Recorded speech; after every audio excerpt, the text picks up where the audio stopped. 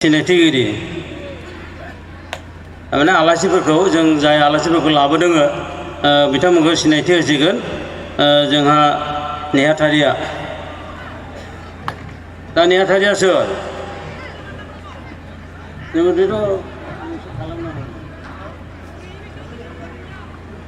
दे होदो दे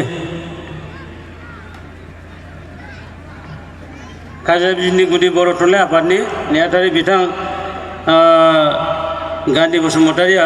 दा आलासिफोरनि सिनायथिखौ होसिगोन आरो लोगोसे माने रायदाव आफादनिफ्राय जाहाथे गांफा आर'नाइजों बिथांमोनखौ माने बरायगोन आरो गाव गावनि सिनायथिखौ जोंहा आलासिफोरखौ माने सिनायथि होगोन होननानै आसा खालामबाय। मानगोनां दिनैनि हारिजानि सनाथि बिसम्बि आरो खुगा लाइसि जावरिखां बे हाबाफारिखौ सामलायलांनाय आफादगिरि नुजाथिफैनो हानाय आलासि नोंथांमोन दिनैनि बे बिसम्बि आरो खुगा लाइसि बेखेवनाय बे हाबाफारियाव बाहागो लानाय रायजो राजा नोंथांमोन जोंहा दा आलासि सिनायथि होनाय बे हाबाफारियाव आगान सुरदों। गिबियाव बिसम्बि बेखेवगिरि जोंनि बे ओनसोलनिनो मैनामाथा गामिनि डक्टर मल्लिका बसुमतारी बिबुंगिरि बेंटल कलेज बिथांखौ गावनि सिनायथिखौ होनो थाखाय आङो गुरै खावलायहरबाय आरो गांसे आर'नाइजों बरायना लानो थाखाय आङो बानजाय आफादखौ खावलायहरबाय। मासिखौ सिगाङाव हो। नैथियाव खुगा लाइसि बेखेवगिरि जोंनि काजिया बिजनि गुदि बर' थुनलाइ आफादजों प्राय लोब्बा दङ। जोंनि ओनसोलाव बिथाङा फैबाय थायो। अफिसार मुस्रि सुरेश दैमारि CRCC लाबदांगुरि क्लास्टार बिथांखौ गावनि सिनायथिखौ होनो आरो बानजाय आफादखौ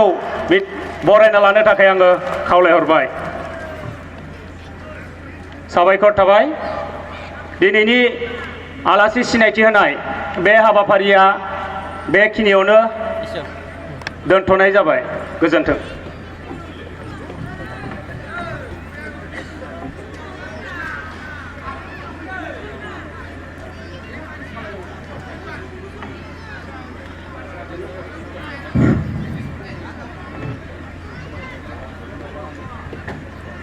मानगोनां आलासि नोंथांमोन आरो रायजो राजा नोंथांमोन दा जोंहा आलासि सिनायथि होनाया जोब्बाय। दा दङ जा बिसम्बि बेखेवगिरिनि बिबुंथि आरो काजियानि सनाथि बिसम्बिखौ बेखेवनाय। दा बिसम्बि बेखेवगिरि डक्टर मल्लिका बसुमतारी बिबुंगिरि बेंटल कलेज बिथांखौ बिसम्बि बेखेवनायनि सिगाङावनो गावनि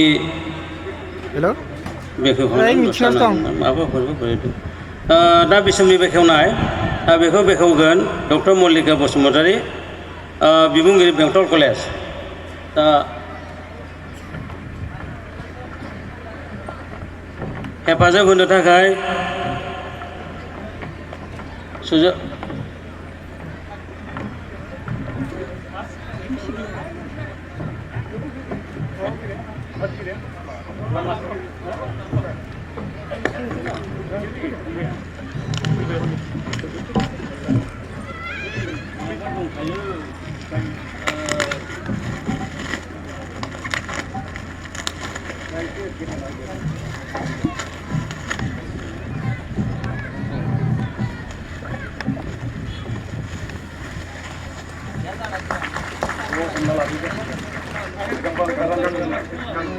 बयबो ओरै थांबाय थागोन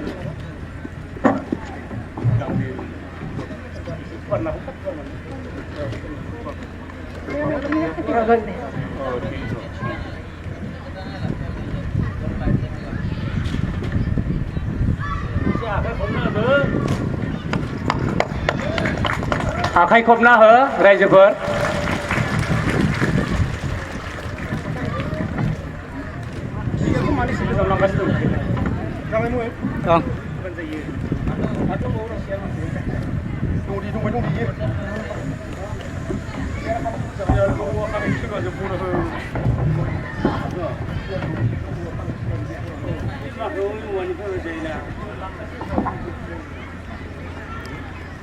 गिबियावनो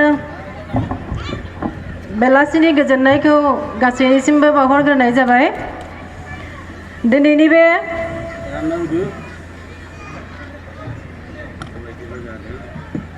खुंगा 27थि बोसोरसालिया 16 नभेम्बरजों लोगोसे खारिजा बिजनी गुदि बर' थुनलाइ आफादनि फोरबो फालिनायाव दिनैनि बे हाबाफारि लाइसि बेखेवनाय बेखौ दैदेनलांनाय मासिगिरि सार लोगोसे खुगा लाइसि बेखेवगिरि सुरेश दैमारी सार आरो सारियाव जिरायनानै थानाय आंनिनो फोरोंगिरि सार नोंथांमोन मेडाममोन आरो लोगोसे दाब दाब बे ओनसोलनि गामिनिफ्राय नुजाफैनो हानाय रायजो राजा नोंथांमोन गिबियावनो आं गासैनिसिमबो आंनि खुलुमनाय अननाय सिबिनाय बावहरग्रोबाय। दिनैनि बे खुंफुं आफादा बे मेलखौ सालायलांनाय आरो लोगोसे बे लाइसिखौ बेखेवनो थाखाय आंखौ लेंहरनायनि थाखाय रोजा रोजा साबायखर जासिग्रोबाय। एक्चुअली आं बे ओनसोलनिनोखा आंहा फैखानांगौ दायित्व दंखायो आं फैखागौमोनबो अब्लाबो दायित्व मोनदेरनायजों जाबजों फैथारग्रोनाय जाग्रोबाय बेनिखायनो आं बिथांमोनखौ रोजा रोजा हामबाय होनदों। दिनैनि बे खारिजा सनाथि बिसम्बिखौ एसेयावनो बेखेवनाय जाबाय। बेयाव गोबां लिरगिरि बिथांमोना लिरबिदां हरदों गोबां गेदेमा लिरगिरि थुनलाइगिरि बिथांमोननि लिरबिदांफोरखौ जों बेयाव नुनो मोनदों। बिदिन्थि बायदियै दङ बेयाव गासै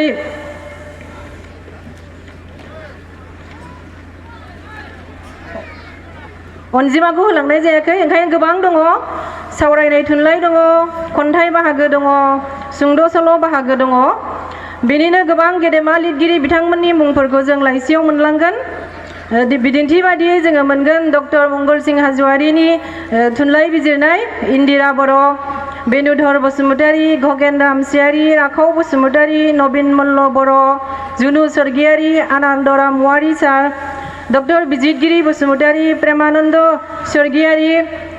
डक्टर मल्लिका बसुमतारी रूपाश्री हाज'वारि चिरति स्वर्गियारि डक्टर रुजब मुसाहारि माइकन बसुमतारी महेन्द्रनाथ बर' कौशल्या दैमारी फवानी बाग्लारी लीला बसुमतारी प्राणेश्वर ब्रह्म डक्टर दीपाली काकलारी बालिका नार्जारी अनिला बसुमतारी मतिलाल दैमारी अंजलि नार्जारी जनिल कुमार गयारी आलारी बसुमतारी सपन कुमार राय डेविड बसुमतारी राजीव दैमारी जगेन्द्रनाथ दैमारी सोगोमसां मुसाहारि अंकुरलाल दैमारी नोंथांमोना बयबो बिथांमोननि मुंखौ मिथिखागौ। बर' थुनलाइनि गेजेराव बिथांमोननि मुङा गोजौ मासि लानानै दङ साफ्रोमबो मिथिखानाय बर' थुनलाइजों सिनायफ्लेजाखानाय लिरगिरि बिथांमोननि मोजां लिरबिदां बेयाव दङ थुनलाइ बिजिरनाय दङ बेखायनो आं गासै रायजो राजाफोरखौ खावलायदों बे बिजाबखौ लाइसिखौ फरायनानै जों गोबां गियान मोनगोन।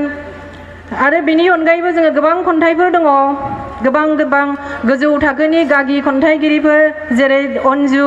धीरज ज्योति धनश्री स्वर्गियारि उत्तरा बैसुमुतियारि रश्मि चौधुरी धीराज बसुमतारी जावलिया देवान दीपमणि बर' भेलेन्टिना बसुमतारी आरो गोबां गोजौ थाखोनि खन्थाइगिरि बिथांमोनबो दङ बिथांमोननि गोथौ सानस्रिजों सोरजिजानाय खन्थाइ बे खन्थाइफोरखौ जाहाथे बयबो फरायो गियानखौ बुथुमनानै लायो आरो थुनलाइ फरायनायनि आयदा आयदाखौ बांहोयो आरो बेनि अनगायैबो माखासे मानि सुंद' सल'फोर दङ बेयावबो जाय बिथांमोना सुंद' सल' लिरदों बिथांमोना गोजौ थाखोनि सुंद' सल' लिरगिरि बर' थुनलाइनि गेजेराव बयजोंबो सिनाय मोनजाखानाय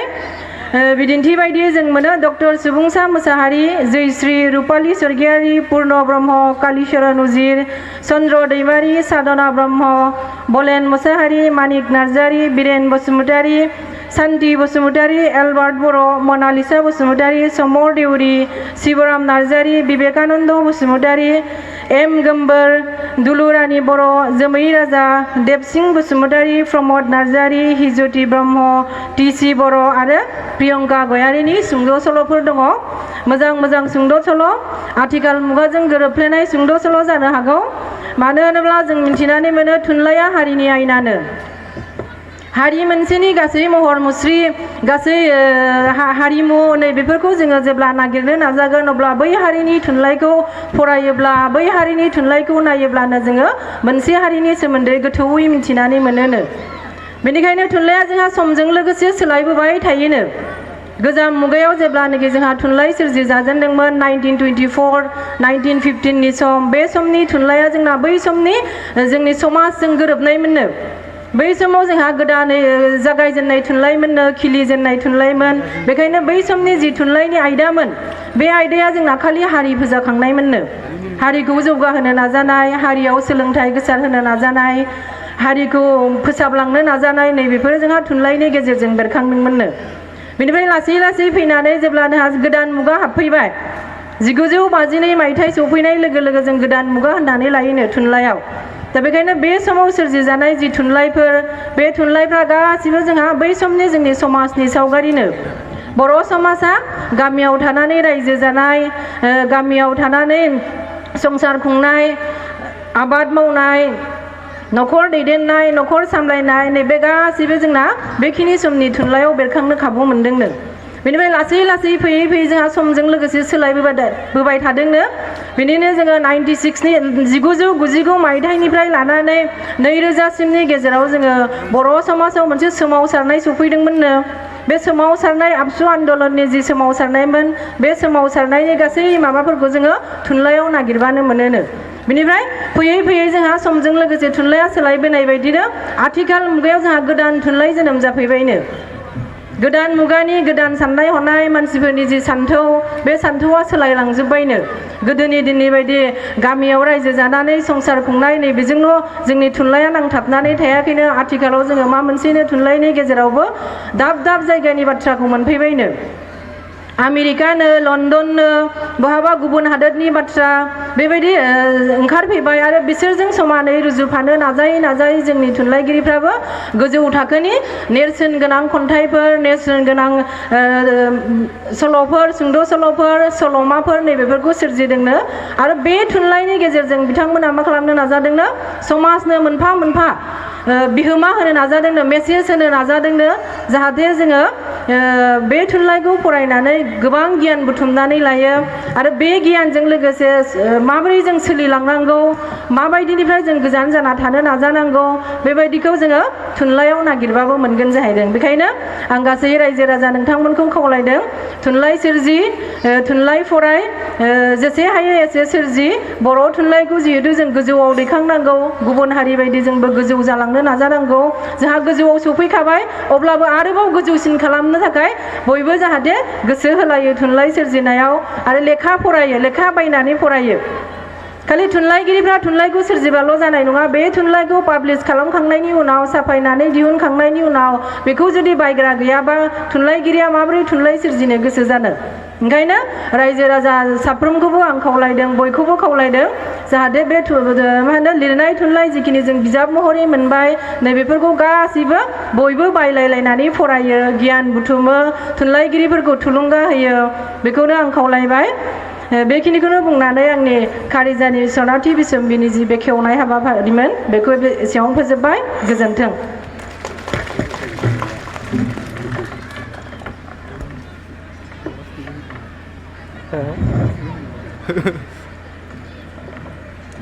बेखेवगिरि बिथां मल्लिका बसुमतारिनिसिम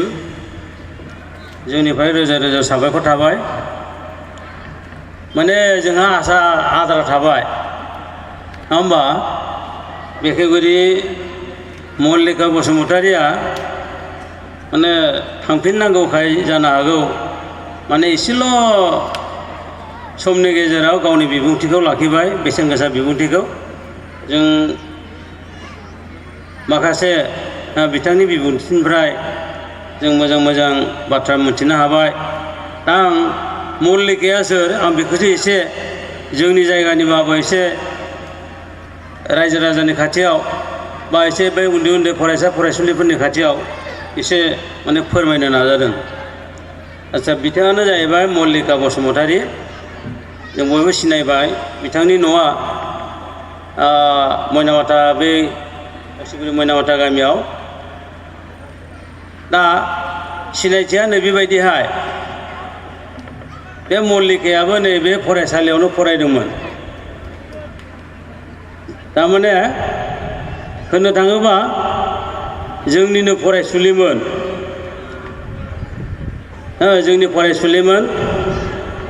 दा खोथाया नैबे जाहैबाय मैया जों मोनसे सावरायमेल खालामदोंमोन ना बर' बिजों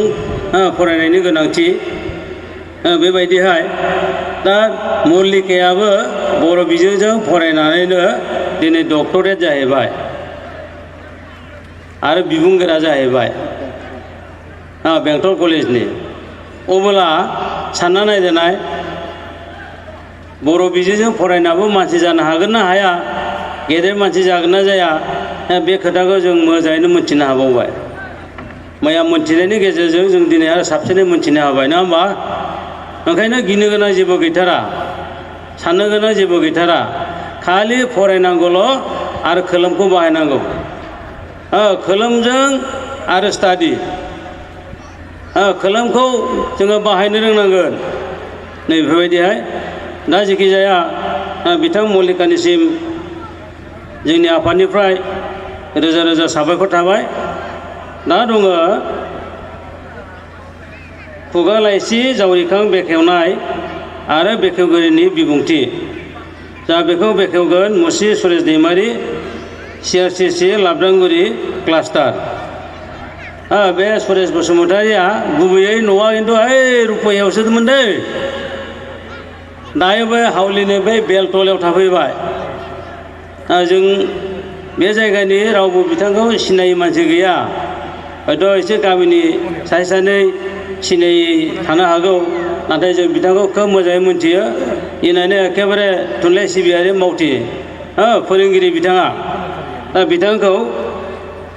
जावरिखां बे लाइसिखौ खुगा लाइसि जावरिखांखौ बेखेवनायजों लोगोसे गावनि बिबुंथिखौ होनो थाखाय खावलायबाय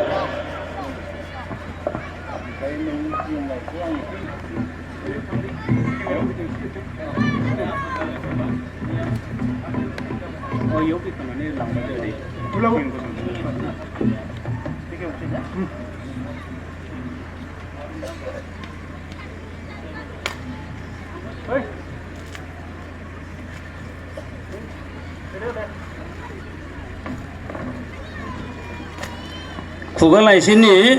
चेयारमेन बिथां आनन्द औवारिखौ बेखेवनाय हाबाफारियाव एसे हेफाजाब होनो खावलायबाय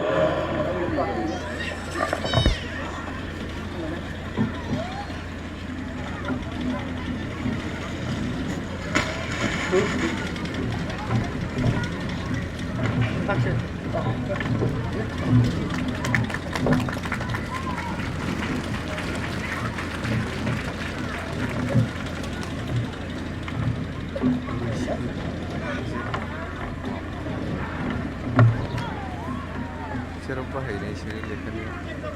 बाङा खम जागोन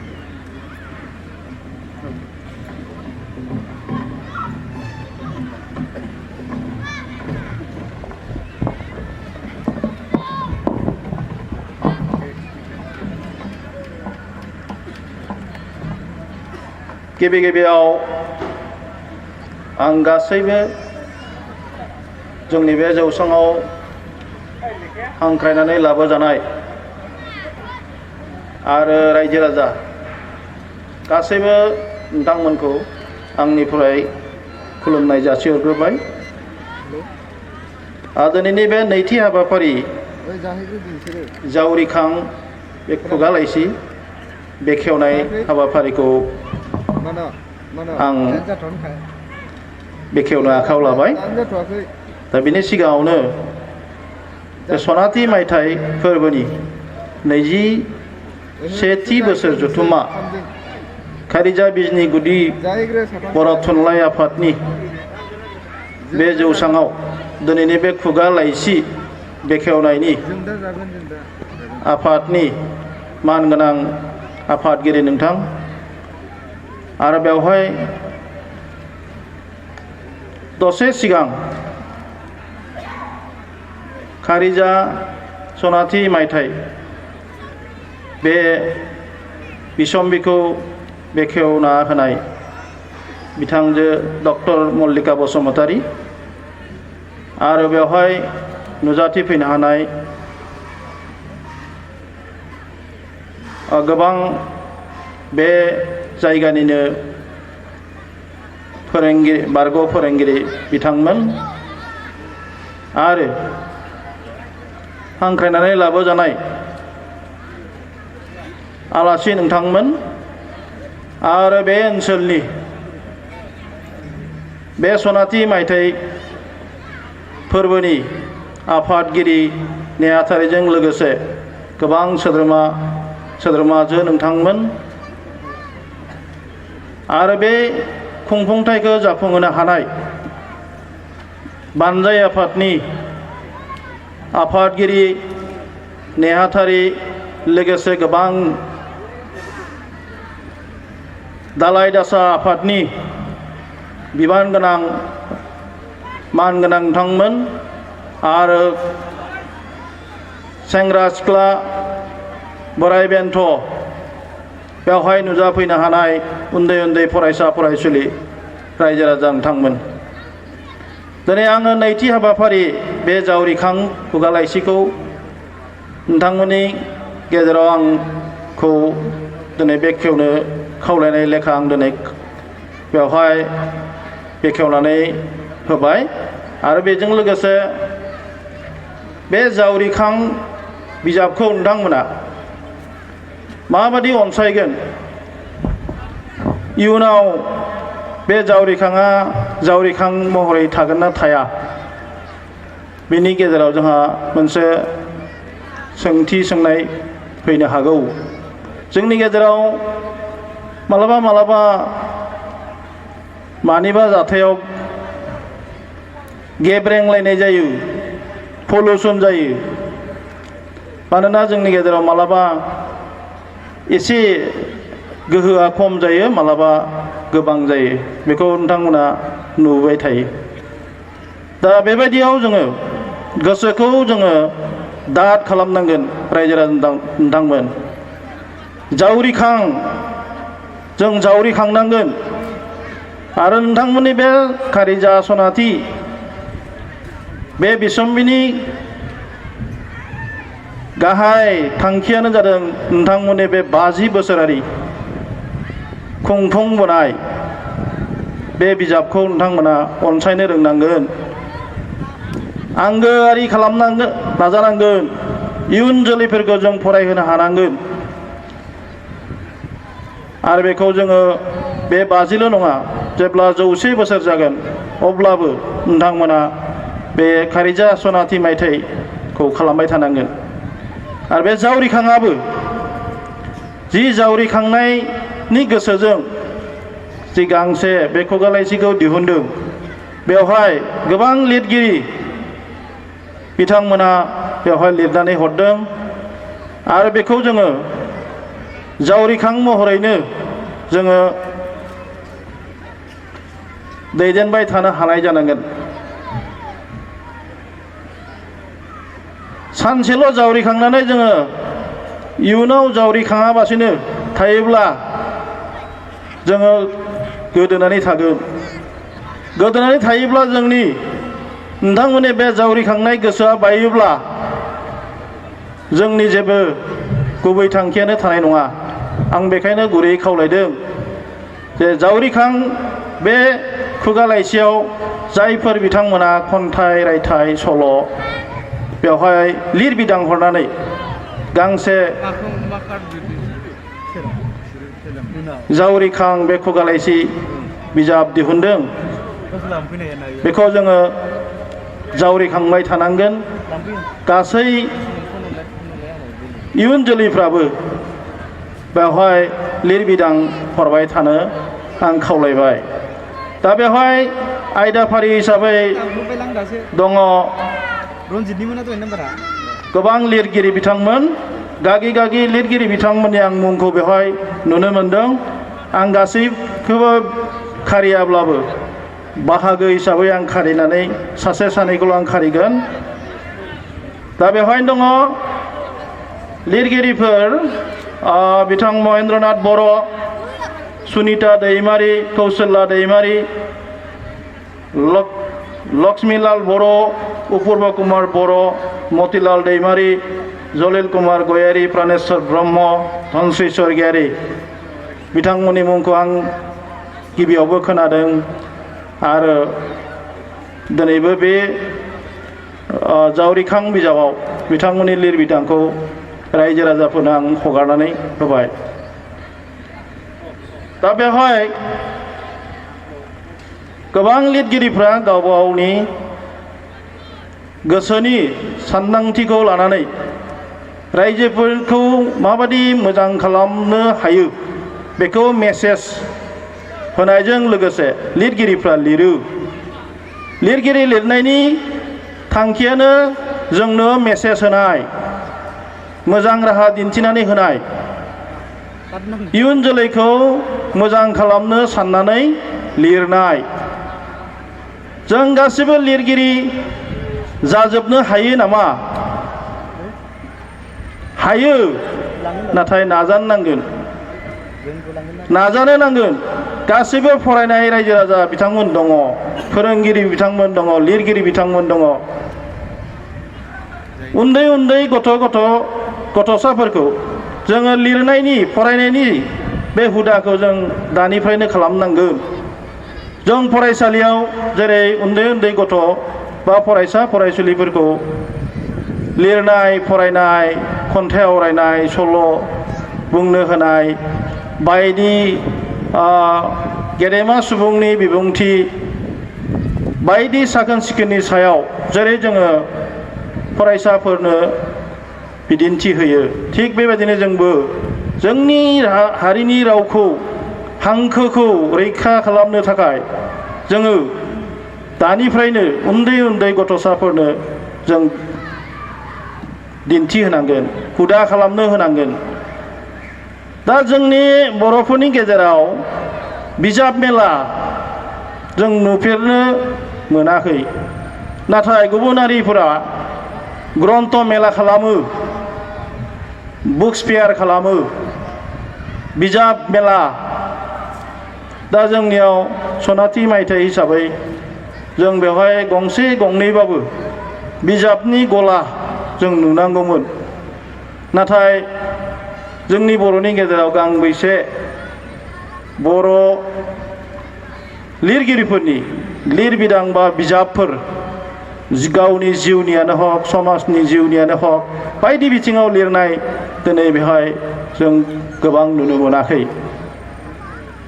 सनाथि मायथाइ हिसाबै जों बेवहाय दिनै बुक फेयार जों फाथिनो हानांगौमोन जों दिनै 68 बोसोर सोमावसारनायनि गेजेरजों बर' हांखो आरो रावाथ' जोंहा दंखायो हांखोखौ जों लानानै नांनानै दिनै जोङो बेसे गोजौहालागै जों दावबोनो हाखो आरो बेखौ जोङो गोजौहालागै बा हमथाना लाखिनो थाखाय जोंहा गासैबो साखाफारा जानो हागोन ना हाया बिनि सायावसो जों रायजो राजाफोरखौ दिनैनि बे आफादनि गेजेरजों जों मेसेज होनो लुगैयो जों जावरिखां रायजो राजा नोंथांमोन जों जावरिखांनांगौ लिरनाय खन्थाइ लिरनाय बिजाब लिरनाय गासिबो जोंनि हारिनि बिथिङाव जों गासिबो रायजो राजाफोरखौ जोङो जावरिखांनो बेवहाय खावलायनाय जादों आं गुरै आर'ज खालामनो लुगैला बे हारिखौ आं गोरायैसो आर'ज खालामनो लुगैयो मानोना जोङो गासिबो समावनो मालाबा थब्ल'दों मालाबा दैनिफ्राय जों सिखारदों थब्ल'दों सिखारदों थिग बेबायदि जाबाय थादों जायनि जाहोनाव जोंनि हारिया एसे बेंगुरा बेंगुरा जाय मानसिया स्पिडि वाक खालामनो हाया थाबायनो रोङा जोङो गोख्रै खारनो हाया मोजाङै थाबायनो रोङा मोजाङै लिरनाय फरायनाय जों लानो खाबु मोनाखै आसाम सरकारा जोंखौ दिनै माबायदि जोंनि बर' बिजोंनि फरायसालिफोरखौ फोजोबनो राहा लानाय जादों जोंहा बिनि सायाव साननांगौ खोथा दङ जोङो जुदि गावनि बर' बिजोंखौ बर' रावखौ फरायहोलाब्ला रायजोफोर नोंथांमोना दिनैनो बुं जों बर' बिजोंखौ जों बोरै फोथांना लाखिनो हागोन जोङो गावनि बर'नि रावजों फरायनानै दहायनो जोंहा सनाथि कारिजा सनाथि मायथाइ बेखेवगिरि बिथांजोआ बुंलांदों आरो जोंहा आफादगिरिया बुंदों डक्टर मल्लिका बसुमतारिया बे जों जिरायनाय गोजौ फरायसालियाव फरायनानै दिनै बिथाङा डक्टरेट डिग्री लानानै कलेजनि बिबुंगोरा जाबाय दङ मोजांनि राव आरो जों बेखौ गोसोआव लानो हानांगोन जों साफ्रोमबो गावनि बिमानि रावखौ गिबियावनो जों सोलोंग्रोनांगोन बिनि उनावसो जों गुबुन गुबुन रावखौ जों सोलोंनांगोन जों गुबुननि रावखौ गिबियाव लानो नाङा नङाब्ला बेयो मोनसे समाव मा जागोन जोंनि हेंथा फैगोन बर' रावखौ रोङै गथ' जोंनिफ्राय उजिगोन अब्ला जोंनि बे 90 सिडुलाव गोलैनाय बे नेशनेल लेभेलाव हाबनाय रावखौ खालि जोङो नेशनेल लेभेलनि लेंगुवेज दं होननानै बुंब्ला जाया नेशनेल लेभेलनि राव होननानै बुंब्लाल' जाया बेखौ फोथांनो लाखिनो हानाया बे जोंनि गेजेरनिफ्रायनो ओंखारनांगोन अब्लासो जोङो दिनैनि बे बिजाब साफायनाय गोबां बिजाब लिरनाय बे राहाखौ जों लानो हागोन रायजो राजा नोंथांमोन जावरिखांनांगोन गासैबो आं बेखौनो खावलायनो लुगैयो खायसेया मालाय जोंनि गेजेराव गोबां गोजौहालागै थांबाय नाथाय जों गामि एरियायाव ओनसोलाव थानाय जों गोग्लैसोना थानाय रायजो राजा नोंथांमोना जों मा खालामगोन जोंहाथ' गोबां रां गैया गुबुन फरायसालियाव जोङो मान्थलि टिउसन फिस होनानै फोरोंनायनि राहा लानो जेबो गैया उपाय गैया क'क्राझार इन्जिनियारिं कलेजनि प्रिन्सिपाल आंनि न' उसुंगुदा सेरनि बिथां कमल कुमार ब्रह्म बिथाङा मदनगुरि गुदि फरायसालियावनो फरायनानै बिथाङा सालबारि गोजौ फरायसालियाव फरायनानै दिनै बिथाङा बिनेश्वर ब्रह्म मेम'रियेल इन्जिनियारिं कलेजाव प्रिन्सिपाल जानानै दङ आंनिख्रुइ उन्दै सोमोन्दोआ गेदेर असे न'निनो दा बेबायदिनो गोबां जोंनि गेजेराव दङ देबनागिरि गाराङाव गाराङा फरायनाय आंबो गाराङाव गाराङासो फरायनाय आं एख' मिथियामोन एसामिस स्क्रिप्ट आं मिथियामोन जेब्ला मोनसे सम जादोंमोन बेवहाय आं अख्रायनो हारसिं नाजादोंमोन अख्रायसो आं गुबुन रावखौ सोलोंनो नाजादोंमोन बेवहायसो एसे दा जों गुबुन हारिखौ लिरनोबो हायो फरायनोबो हायो दा जों बिदिनो गावनि रावखौ गुबैयै जों रोंग्रोनांगोन बिनि उनावसो जों आदारवाइज गुबुन रावखौ जों सोलोंनांगोन दा रायजो राजा नोंथांमोन आं बेखेवनाय बेलायाव बारा गोबाव बुंनो लुगैयाखै आं बेखौल' खावलायदों जोङो मात्र बे बोसोराव खेबसेल' गांसेल' बिजाब दिहुनबा जाया लिरगिरि नोंथांमोन दङ मान्थलि उइकलि जेसे हायो जों बिजाबखौ दिहुननांगौ बिजाब मेला खालामनो हानाय बे राहाखौ जों लानांगौ रायजो राजा नोंथांमोन आं बुंबाय दिनैनिफ्राय नोंथांमोना बे गांनैल' जावरिखां आरो खारिजा बे सनाथि मायथाइ बेवहायल' नोंथांमोना थाथ'नो नाङा गोबां बिजाब लिर गाव गाव हानायखिनिखौ बिजाब दिहुननो नाजा अब्लाना जोङो हारिनि गेजेराव गोबां बिजाब बाख्रि गोनां मोनसे हारि आरो जोंनि रावखौ बयबो सोलोंनो नाजानो फैगोन जोंनि बिजाबानो जुदि थिग नङाब्ला जोंनि रावानो जुदि थिग नङाब्ला गुबुन हारिफ्रा जोंनि रावखौ बोरै सोलोंगोन जोंनि रावखौ सोलोंनो जों सुबिदा होनो रोंनांगोन आरो जों बाध्य खालामनांगोन नोंथांमोना जोंनि रावखौ रोङाबा जेबो मोनजाया नोंसोरो बेबायदि राहा दा जियानो जाथों रायजो राजा नोंथांमोन आं जोबथारनायाव बे जावरिखां बिजाब बेखेवना होनायनि उनाव आं मोनसे मबाइलाव खन्थाइ मोनसे आंनि अडिअ आं खालामना लाबोदों आं नागिरनानै मोनासै खन्थाइखौ बेहाय मबाइलाव दङ आं बेखौल' नोंथांमोननो बेवहाय आं अडिअ खालामनानै खोनासंनो लुगैबाय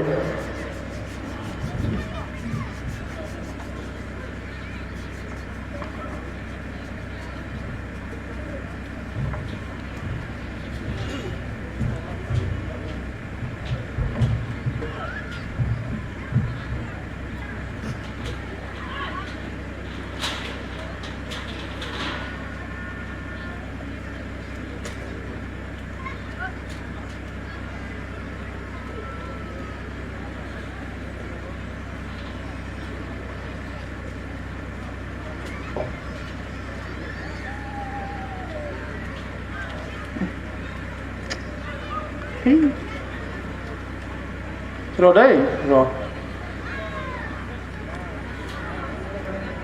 मासिगिरि सार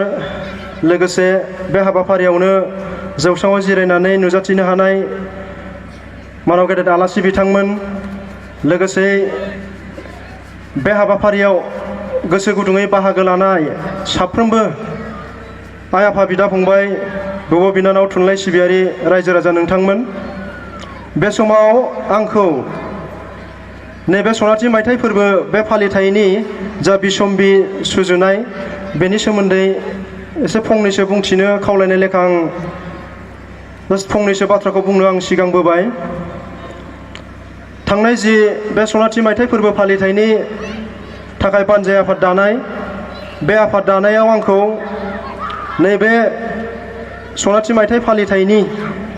जे बिसम्बि मोनसे दिहुननाय बेखौ गाहाय सुजुगिरि महरै आङो बिबान आजावनांगौ बा रुजुननांगौ होनना आंखौ खावलायनाय लेखा आं बे बिबानखौ रुजुनना लादों लोगोसे बेबायदियैनो थांनाय समफोराव बे बिसम्बिखौ जोङो आंजों लोगोसे जोंनि बे बिसम्बि दालाइ आफादनिनो मासिगिरि महरै बा बे बिसम्बिनिनो मासिगिरि बिथां जगदीश चन्द्र बसुमतारी सार लोगोसेयै माखासे चन्द्र दैमारि बिथां सुजुगिरि धनस्रि स्वर्गियारि आब' बिथांमोन लोगोसे प्रमद नार्जारि सोमखोर नार्जारि आरो अतुल गयारि बिथांमोन जों बे सुजु आफादनिनो बिबानगिरिफोरमोन दा बेहाय गाहाय सुजुगिरिनि बिबानखौ आंनो होनाय लेखा बे गाहाय सुजुगिरिनि बिबानावनो माखासे रेसपन्सिबिलिटिया बांसिन थायो हिसाबै दा बे हिसाबै हानायखिनिखौ बानस'बोनो नाजाबोदों आरो बिदि बानस'बोनायनि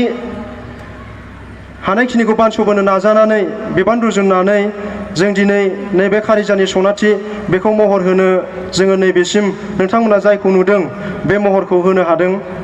दा बेहाय ओरैनो साननो थाङोब्ला बिजाब सुजुनाय बा बिसम्बि सुजुनाय बेयो गिदिर बाथ्रा नङा नाथाय जोंबायदि मोनहास'यै बिदि सुबुंनि थाखाय रोंगौथि गैजोबै सुबुंनि थाखाय बियो जोंनि थाखाय बिराद गिलिर मोनसे बिबान आरो बेनि सायाव गांसे मोनसे आफादनि गौथुमनि बा बबेबा जथुमानि बिसम्बि सुजुनाया बिराद गिलिरसिन आंनि मोनदांनायाव जिउआव आं दिनैसिम माखासे बिजाबफोरखौ सुजुबोबाय नाथाय बैफोरनि गेजेराव आङो नैबे बबेबा गौथुमनि बा आफादनि जथुमानि बिसम्बि सुजुनायखौनो आं बांसिन गिदिरसिन खामानि बा जेंना गोनांसिन खामानि होननानै आं मोनदांबोदों आरो दिनैनि नैबे खारिजानि सनाथिया बेनिख्रुइ बांसिन माने दायथ' गोनांसिन आरो जेंना गोनांसिन जाफैदों बे जाहैबाय 50 बोसोर जेरावनोखि सनाथि मायथाइ फालिथाय बेनि बियो मोनसे बिराद गिदिर मोनसे गोजों सना बादि मोनसे गोजों जोंना थानो हानाय बा जोंथि होनानै दोननो हानाय मोनसे बिसम्बि महर होनांगोन। दा बेहाय जों बेसेबां जाफुंसार होनो हादों बा जाफुंसारनो हायाखै बेखौ नोंथांमोन रायजो राजा फरायगिरि बिथांमोनासो बिजिरसिगोन। आरो बेखिनियावनो आं बुंखानाय जायोदि जोङो हानायसेबांखौ जोङो गोरोन्थि गैयालासे जों बे बिजाबखौ सुजुनो नाजादों, जुजिबोदों आरो कारिजा ओनसोलनि जेसेबां हानायसेबां जि महर बे महरखौ जों बेहाय होनो नाजादोंमोन। नाथाय गोबां गोसो थासेयावबो गोबांखौनो होनांगौ होनना मोनदांसेयावबो आरो गोबां होबावनो गोनां थासेयावबो जोङो बिराद जोंनि सिगाङाव माखासे जेंना जेंसि बेले बेजे माखासे उसुबिदाफोरनि थाखाय जाय उसुबिदाफोरखौ जोङो नारखारनानै जोङो दोननो जुजिसेयावबो जुजिनो हायैयाव दा बै माखासे जिबायदि सानदोंमोन बिदिबो जों खालामजोबनो हायाखिसै। बेनि थाखाय नोंथांमोननि खाथियाव आं सुजु आफादनि जानानै गाहाय सुजुगिरि महरै नोंथांमोननिफ्राय निमाहा बिनाय थाबाय। लोगोसे बेहाय गोबां खस्थ' जादों। जाय बिथांमोना बिसम्बि सुजुबाय, जाय बिथांमोना बेफोरबायदि खुगा लाइसि सुजुबाय, जाय बिथांमोना बिजाब सुजुबाय, बिथांमोनहासो नै बेफोरबायदि बेसेबां दुखु खस्थ' सहायनाङो, माबायदि जेंना जेंसिजों बिजाब सुजुयोबा सौग्रावनांगौ जायो बेखौ बिथांमोना मोनदांगोन। दा बेखायनो गांसे बिजाब सुजुनाय आरो बिसम्बि सुजुनाय बेयो गोरलै खोथा नङा। दा बेहाय जोंनि खर' मेलेमा जेसेबां मोनहाबाय बेखौ जोङो साननानै जों बे बिजाबखौ महर होबाय। दा बेहाय जोंजों लोगोसे आंजों लोगोसे मासिगिरि सार जगदीश चन्द्र बसुमतारी सारा बेवहाय बोसोन होबाय थादों। बिथांनिफ्राय जों बोसोन लादों। लोगोसे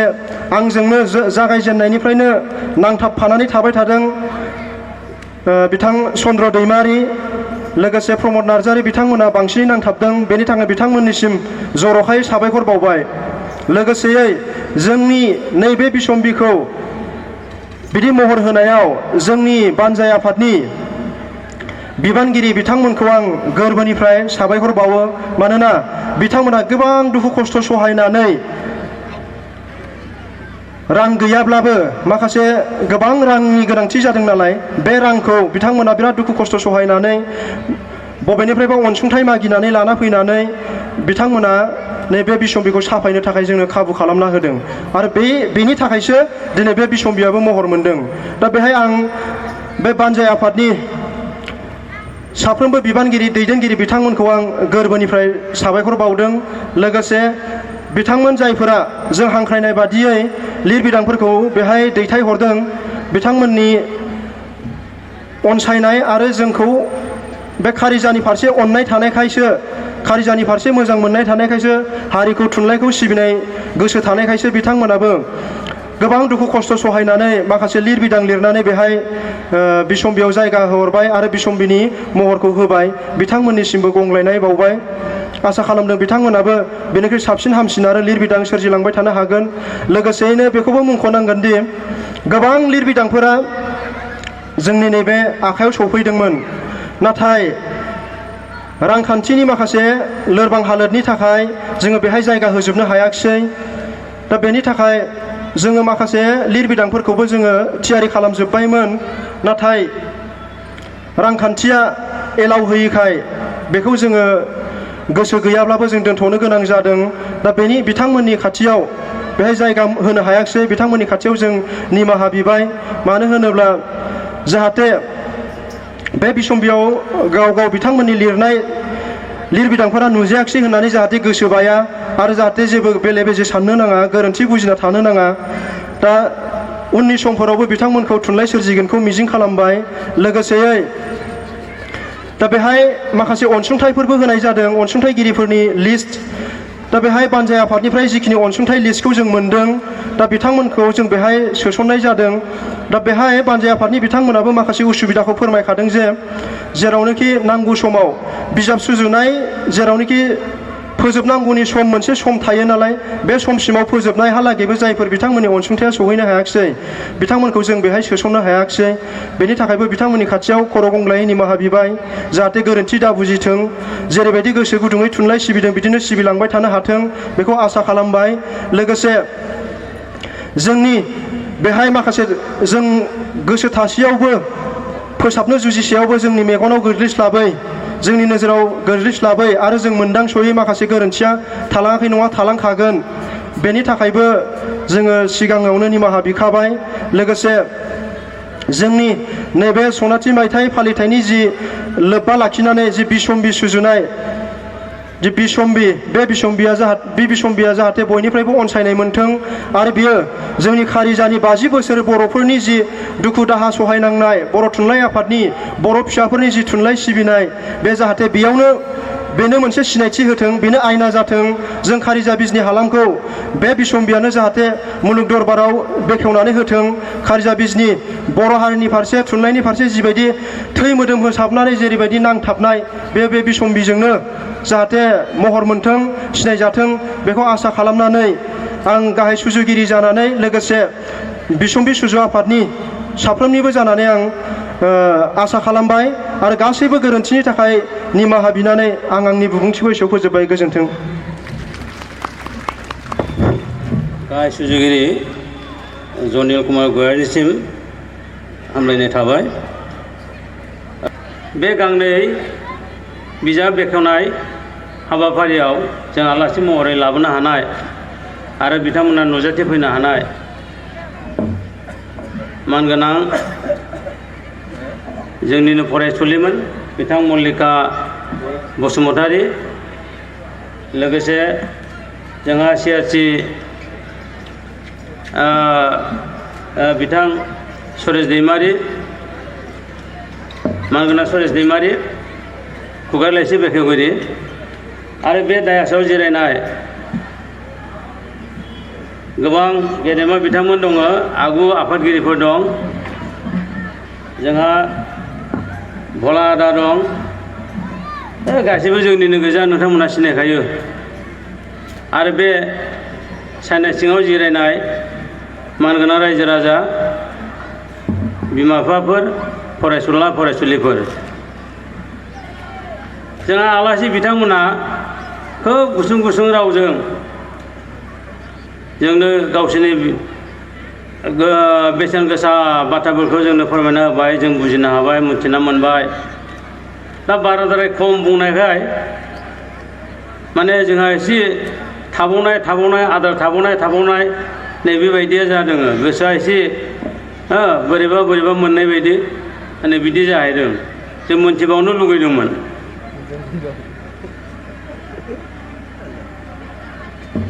दा जों बहा जना दङ जोङो सनाथि मायथाइनि सिङाव सनाथि मायथाइ फोरबो फालिनायनि सिङाव जिरायगासिनो दङ खारिजा बिजनि गुदि बर' थुनलाइ आफाद बियो 1969 मायथाइयाव जोनोम जानानै दिनैसिम मैयासिम थारमाने सानसे बारबाय दिनै मैयासिम 50 बोसोर जाबाय बिनिनो सनाथि मायथाइ एबा सना फिथाइ मा जाबोखो मा जाबोआखै बेफोरखौ जों एसे गुसुङै सावरायनो बा जारिमिन महरै दोननो नैबे खारिजानि सनाथि बिसम्बि बिजाब बेयाव दोनबाय आरो मा बिसम्बि इंराजियाव सभेनिर होनना बुङो आरो हारसायाव स्मृति ग्रन्थ होनना बुङो बिसम्बि माने मा जालांनाय बेखौ जों गोसोखांनो हानाय आरो मा बेनि बिजाबजों बै 1969 मायथाइनिफ्राय 2019 मायथाइसिम बेहाय जोंहा खारिजा बिजनि बर' थुनलाइ आफादा मा जाबोखो बिनि जारिमिना बेयाव थाबाय जों मब्लाब्ला उन जोलैफोरा नैबे बिजाबखौ मोनोब्ला नायनानै मोनथिनो हासिगोन आरो मा बे जोंनि मोनसे जारिमिन जाना थाबाय बर'नि जारिमिन खारिजा बिजनि गुदि बर' थुनलाइ आफादनि जारिमिन गेदेमा लिरगिरिफोर दङ बिथांमोनहा मोजां बाथ्राफोरखौ लिरनानै हरदों जों बेहाय सुजुबाय दा नोंथांमोना बेखौ नायनानै लानांगौ आच्छा दा खोथाया जाहैबाय मा बे बिजाबखौदि जों सुजुबाय बा दिहुनबाय मा रावजों दिहुनदों जोंनि बर' रावजों जोंनि बर' रावाबो थारमाने फिसा नंलिया जाय रावा ओइथ सिडिउलाव हाबखाबाय बियो फिसा होननानै बा फिसा जानो गोनां जेबो गैला उन्दै नंला बेखौ जोङो फेहेरनो नाजानांगौ दा जों राव होनना बुङो राव आं एसे फिसा फिसा बाथ्राखौसो बुंनोसै दे रायजो राजाजों राव होनो रावा माखौ होनो जोंदि दा रायज्लायदों जोंनिया रावा मा बर' राव हारसानिया मा राव असमिया राव बेंगलिनिया मा राव बेंगलि राव जोंहा बर'फोरा बे बर' रावजों रायज्लायबा आदान प्रदान खालामनायाव बुजिलायनायाव जोंहा सर' जायो बे बर' राव रावा माखौ होनो गावनि गोसोनि साननायखौ गुबुननि सिगाङाव फोरमायनो जाय सोदोबफोरखौ जों बाहायो जाय साउन्डखौ जों बाहायो बेनो जाबाय राव थारमाने सोदोबनि जथुम थारमाने रावा दा बे रावजोंनो जोङो मा खालामनो हायो थुनलाइ लिरनो हायो आरो बे रावा मोननै रोखोमनि रावा मोनसेया जाबाय खुगानि राव जाय रावखौ जोङो खुगाजों खुगा रायलायलायनानै बाहायलायो दा जों खुगानि रावखौ बाहायगासिनो दं हमना लादो आङो नै बेबायदि बाथ्रा बुंगासिनो दङ बे खुगानि राव जाहैबाय आरो बेखौनो लिरनाय महराव बाहायोब्ला बे जाबाय बिजाब राव बे जाबाय बिजाब राव नै बेयाव थानाय माखाया जोंनि बिजाबनि राव जाहैबाय बिजाबनि बर' राव दा बेखायनो नोङो जे रावा मोननै रोखोमनि खुगानि राव आरो बिजाब राव न'आव थानानै जों जाय रावफोरखौ बाहायबाय थायो बेफोर जाहैबाय मा खुगानि राव आरो जायफोरा लेखा फरायनायाव बाहायदों बेफोर जाबाय लेखानि राव बिजाबनि राव आच्छा दानिया बे रावजोंनो फैयो थुनलाइ नैबे थुनलाइया नैबे थुनलाइयाव सृष्टि जाबाय बियो थुनलाइया माखौ होनो थुनलाइया जे मानसिया गावनि गोसोनि साननायखौ जेब्लानाखि साजायनानै समायनायै थख' थख' महराव बियो लिरगोन अब्लानो बियो जाहैबाय थुनलाइ गावनि गोसोनि साननायखौ माने साजायनानै थख' थख'यै जेब्ला बियो लिरनाय महराव दिहुनगोन अब्ला बियो जाहैबाय मा थुनलाइ आरो बे थुनलाइया बहुद गेदेर जिनिस गावबागाव थुनलाइया गावबागाव हारिनि गावबागाव जाथिनि बेयो मोनसे दलिल बेजों जों सिनायथि होनो हायो गुबुनफोरनो बे दलिल बे इंराजियाव जेनेबा लिटारेचार होनना बुङो थुनलाइ थुननानै दोननाय आरो मा गावनि गोसोनि साननायखौ जेरैबायदि सानदों बेखौ थख' थख'यै मोजाङै लिरनानै दोनोब्लानो नों खन्थाइ महर लिरनो हागौ रायथाइ महर लिरनो हागौ सल' महरै लिरनो हागौ बायदि रोखोमै लिरनो हागौ बेनो जाबाय मा थुनलाइ बेनो जाहैबाय थुनलाइ आरो थुनलाइजों जातिखौ सिनायथि होनो हायो बेखायनो दिनै जोङो खारिजा बिजनि गुदि बर' थुनलाइ आफादा बेबायदि सनाथि मायथाइनि फोरबो फालिदों बेखौ गैयाबा जोंहा एख' जारिमिनानो थानाय नङा बे नङाब्ला जेबो जारिमिनानो थानाय नङा मब्ला फाथिनायलै बिसोरलाय ओरै होननानै उननि जोलैफोरा जोंखौ रायगोन दा बेखायनो जोङो मोनसे जारिमिन गालांबाय आरो मा बे थुन सल' जाहैसिगोन बै उनावहाय बे थांनानै दा बै एनसियेन्ट ग्रिस बे गोदोनि एनसियेन्ट ग्रिस बे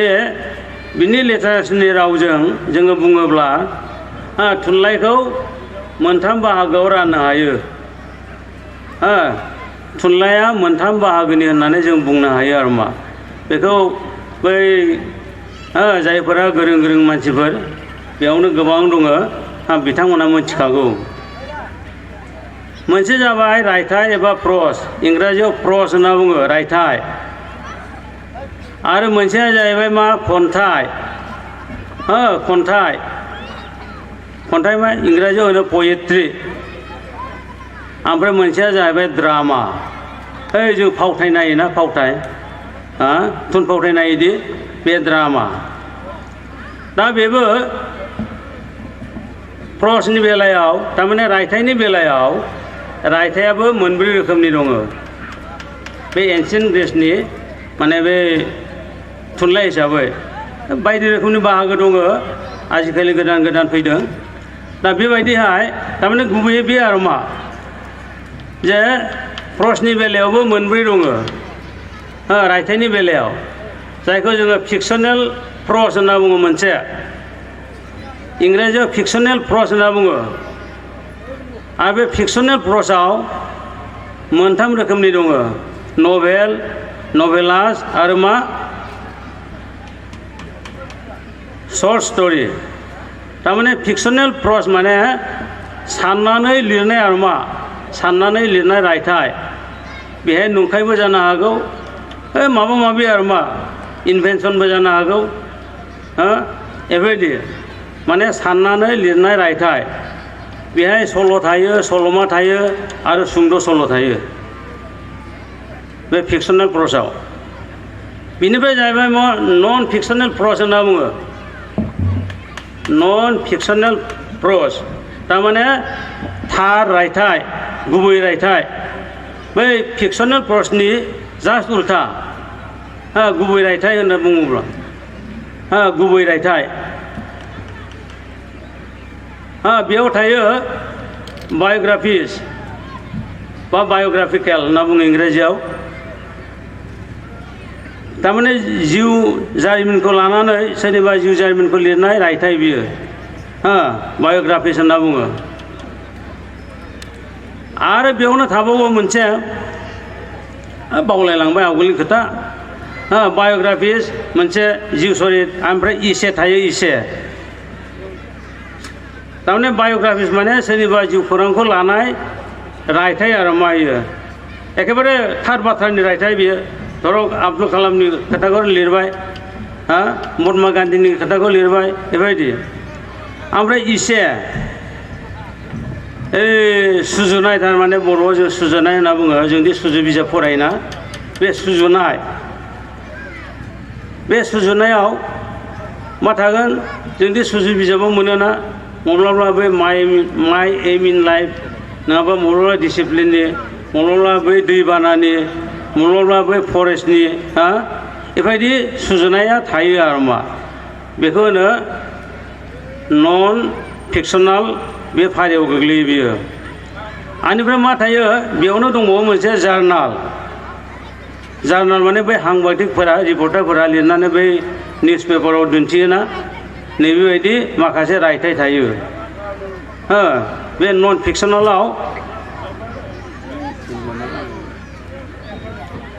फिक्सनेलाव बेबायदि रायथाइ थायो आरो मा जोङो गोबां रायथाइ लिरो गोबां खन्थाइ लिरो नाथाय जों गोबाङानो बै बाहागोफोरखौ बारा माने स्टाडि गैया नालाय जों बारा मोनथिबाङा जोंबो मोनथिया थेवब्लाबो बै गोदो एसे मोनथिनायखाय बेखिनि खोथाखौ एसे बुंनो नागिरदों आङो ओमफ्राय फैबाय मा बे मोनब्रै बाहागोनि मादाव नैबे 3 नाम्बाराव दङ हिर'इक प्रस होनना बुङो हिर'इक प्रस थारमाने बै गोदोनि बाथ्राफोरखौ लानानै लिरनाय ट्रेडिसनेल प्रसबो होनजायो बियो हिर'इक प्रसआव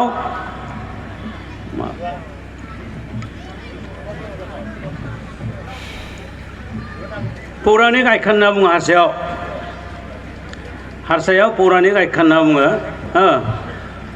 दा बेवहाय मा थायो लिजेन्डस मोनसे दङ लिजेन्डस होनना बुङो इंराजियाव गोदोनि खोथाफोरखौ लानानै लिरनाय रायथाइ बियो हुबुहु जेरै दं बेबायदि लिरनाय थाबोनाय रायथाइ बियो लिजेन्डस ओमफ्राय मोनसे थायो टेल बे हिर'इक बिरबादि माने बै जायफोरा माने फैबाय थानाय बेफोरनि जारिमिन रायथाइ बेबायदि आरो मा हिर'इक प्रस होनना बुङो बेखौ बेवहाय मोननै बाहागो दं मोनसेया जाहैबाय लिजेन्डस आरो मोनसेया जाहैबाय मा टेल माने सल'बाथा बे सल'बाथा फक कालचारनि खोथा फैगोन जोङो दि जायगा दङ दा जों लेखा रोङैखायसो जों बेफोरखौ हायाखै दा इयावनो नायनो बै थांबाय नामा जोंनिनो बे अरुण बसुमतारी बेबो बेयावनो फरायदोंमोन दा बे बर' बाजारनि लेक्सारार जाहैबाय थिग बिदिनो प्रेमानन्द स्वर्गियारि बिथाङा पुनेयाव थांनानै इंराजियाव मास्टार डिग्री लाना फैदों होमब्ला माबेयाव जाया बिथांमोना गासिबो देशआव बर'जों फरायलांनाय बर'जोंनो फरायनानै जोंहाथ' आरो कलेजाव थाङोब्ला इंराजि लिरनांगौ जायो बाध्य मानोना हाई सेकेन्डारियाव जोंहा मानसिनि अभाबनि थाखायनो बैदि गुबुन लेखानिफ्राय गुबुन हारिनि लेखानिफ्राय असमियानो जा बा इंराजियानो जा बैदि ट्रेन्सलेसन खालामनांगौ बे ट्रेन्सलेसन खालामग्रा मानसि गैया बेखायनो हाई सेकेन्डारियाव माने जोंनि बर' थुनलाइ आफादा सख'नो नाजाब्लाबो सख'नो हायाखै इमप्लिमेन्ट जायाखै इयो आरो दा फैयै फैयै गोदान जिथु सोलोंथाइ पलिसि गभर्नमेन्टनि बेबा मा रोखोमै जाहैगोनथाय बुंस'नोनो हालिया माबा ओइटसिमल' थागोनबो होनना बुङो आरो फारसेखिजाय माब्लाबा जों ओरैबो मोनथियो ओइटसिमल' हाबनाय रावफोरा बे हाई सेकेन्डारि स्टेजसिमनो थागोन 12 क्लाससिमनो थागोन होनना बुंदों दा बे जोंनि खोथा नङा मालाय गभर्नमेन्ट दङ जोंनि गेदेमा गोलावफोर दङ खिन्थु खोथाया जाहैबाय मा जोङो बर' बिजोंखौ लानानै एसेबो माने गोनो गोथो जाथारनो नाङा जेरै जों दा नै जारिमिन मोनसे सोरजिबाय सनाथि मायथाइनि बेनो जोंनि जारिमिन दा बेफोरबायदि दा जोबनायाव दहायनो जोंहा गाहाय सुजुगिरिया होनखाबाय जे जोङो बिभिन्न थारमाने बोथोराबो जोंखौ एलाव होआखै नोंथांमोनहा बयबो मिथिगौ जि दिननिफ्राय जोङो हाबा मावनो लादों बे सनाथि मायथाइ फालिनो बे सनाथि मायथाइ खुंफुंनो माब्लाबा एखेबारे अखायाबो गारा बोथोरानो जोंखौ एखेबारे दिगदार होबाय थादों जोङो ज' जालायनोनो हाया नै दाख्लै बावैसोनिफ्रायसो होननो थाङोब्ला एसे माने मोजां जादों होनना बुंनो हाया आरो बे मास मोनसेनि गेजेरावनो दान मोनसेनि गेजेरावनो दान मोनसेबो जाबावाखै माने बे एसे गिदिर भलिउम लेखाखौ दिहुननायाथ' सर' नङा ओंखायनो बेहाय गेना गोरोन्थि एसे थाखागोन बे थानायखौ जाहाथे नोंथांमोना एसे खुदै मन'नानै निमाहा होलायलायो आरो बे एसे सानलायलायो जोङो बयबो खुदै मन'लायनांसिगोन माबाफोर थालांदोंबा माबाफोर एसे गोरोन्थि जादोंब्ला बेखौ नोंथांमोना जोंनि निजिनिनो होननानै साननानै निमाहाफोरखौ होलायदो आरो होगोन होननानै नोंथांमोनखौ आसा खालामबाय आरो जोंनि जिथु सनाथि मायथाइ बे सनाथि मायथाइया गाजा गोमजायैनो नोंथांमोननि हेफाजाब जों बयनिबो हेफाजाबजों जाहाथे आलो गोजोनै खोब मोजाङै जाफुंनानै थांनो हाथों बेखौ आङो खावलायबाय जोंनि सुजु आफादनिफ्राय खावलायहरदों मोनसे मेसेज हरदों आरो नोंथांमोननिसिम जोबनायाव आंनि रोजा रोजा साबायखर अननाय सिबिनाय बावहरबाय आफादाव जिरायनाय जौसाङाव जिरायनाय गेदेमाफोरनिसिमबो आंनि खुलुमनाय थाबाय एखेबारे जोबथारनायाव नोंथांमोननिसिम आंनि सिबिनाय बावनायखौ हरनानै आरो खेबसेबाव हरनानै आङो आंनि बुंनायखौ फोजोबबाय बर' राव गेवलांथों गोजोन्थों एसेनोसै साबायखर थाबाय बे हाबाफारिनि आफादगिरि सार बिथांनिसिम दानिया मोनसे हाबाफारि गेजेराव सोदेरनि बेजों लोगोसेनो मोसागिरि बिथांमोनखौ थाग थियारि जानो थाखाय खावलायबाय जावरिखां बे जावरिखांखौ अपसनेल प्राइसआव फाननो थाखाय रेडि जादों बेखायनो बायगिरि बिथांमोनखौ जावरिखांखौ अपसनेल प्राइसआव बायनो थाखाय आङो खावलायहरबाय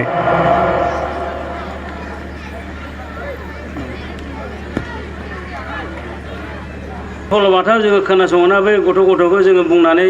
खोन्थियो सल'बाथा दानलै सानै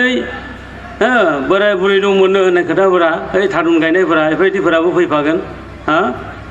बे टेल माने सल'बाथा बायदि रोखोमनि सल'बाथा दं आरो मा बियो आनिफ्राय मोनसेया जाहैबाय मा बै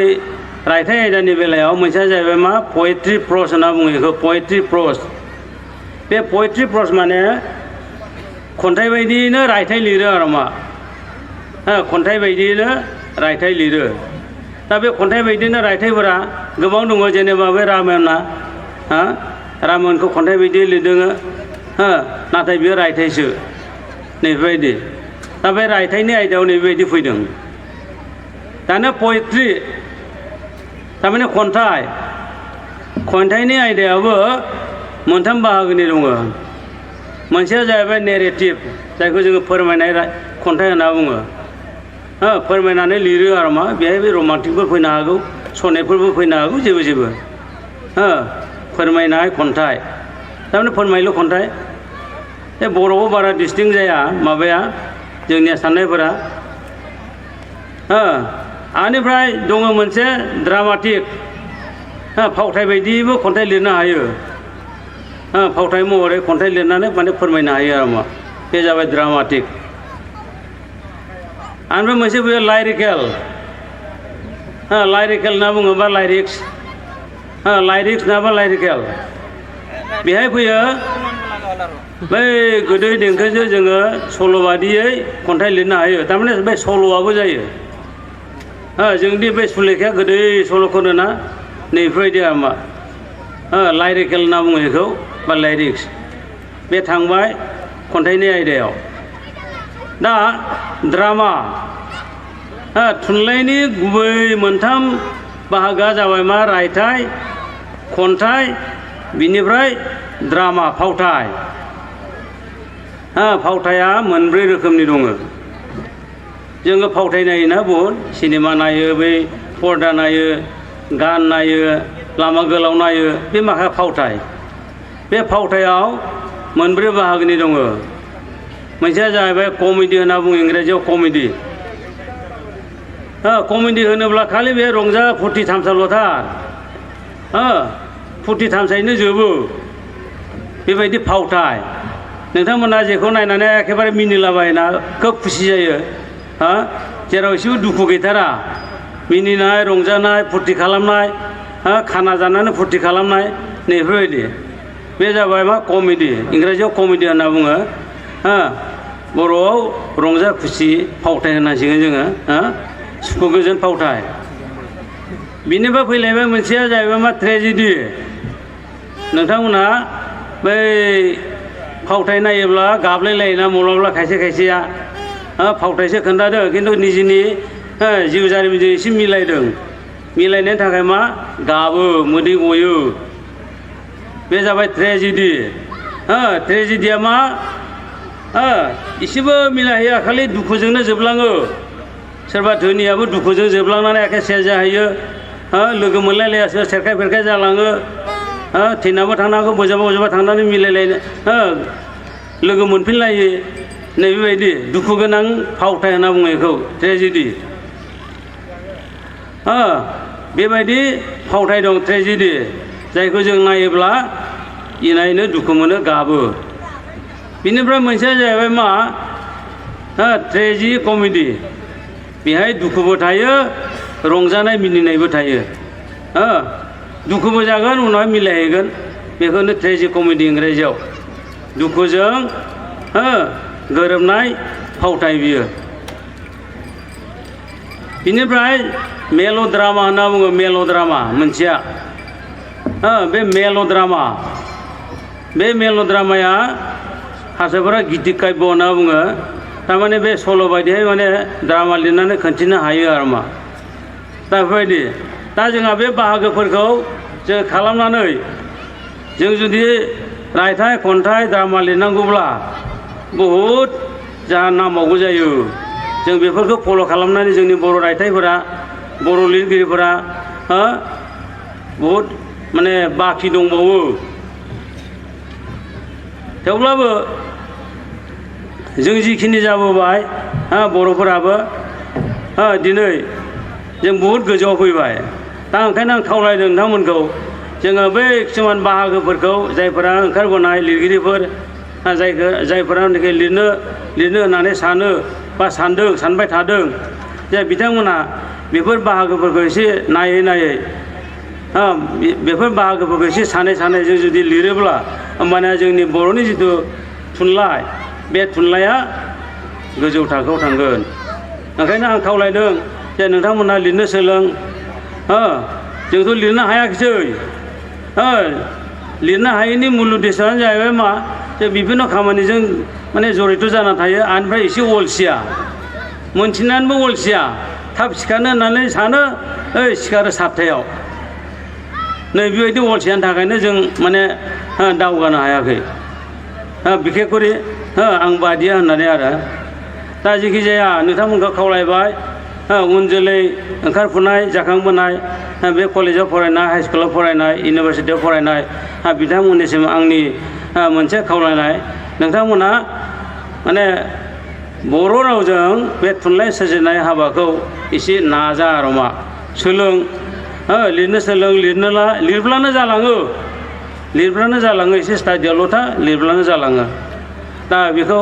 खावलायनाय थाबाय आरो मा बेनिफ्राय जोबनायाव गोलाव खालामलिया मेलखौ आङो एसे नोंथांमोननि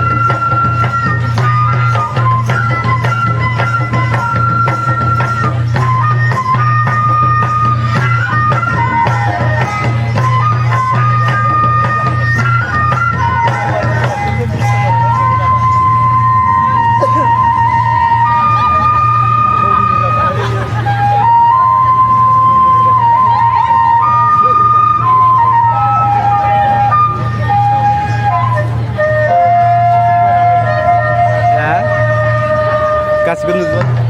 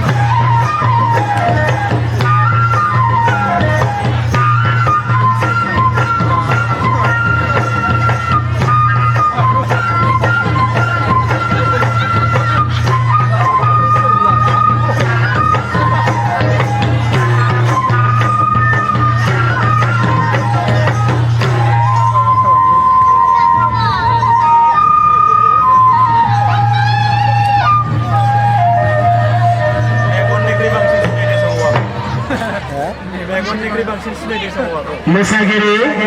आरो खालारा गोनो गोथो जानानै दं जोंहा गायसनगिरि नेहाथारि दंब्लाबो दहाय जों जिरायनायावनो एसे खोथाफ्रा जोंनि माने गावसोर बे फुंखा आलासि सानैजोंनो सावरायलायगासिनो दङ जे बे जुन ना जुलाइ बे अक्ट'नि माने माबाया एसे बेले बेजे जानानै दं नथिपत्र नायदों हयथ' बिथांमोना बिनि थि माने माबाखौ दा होगोन दा जोनोमा सना जाहैबाय मायथाइया जाहैबाय 1969 बे खिन्थु रोखा आरो बे लेखायै दिनै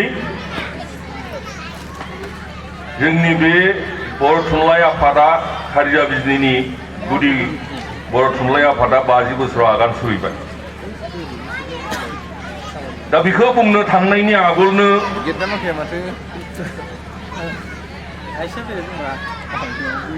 एसे आगोलनि बा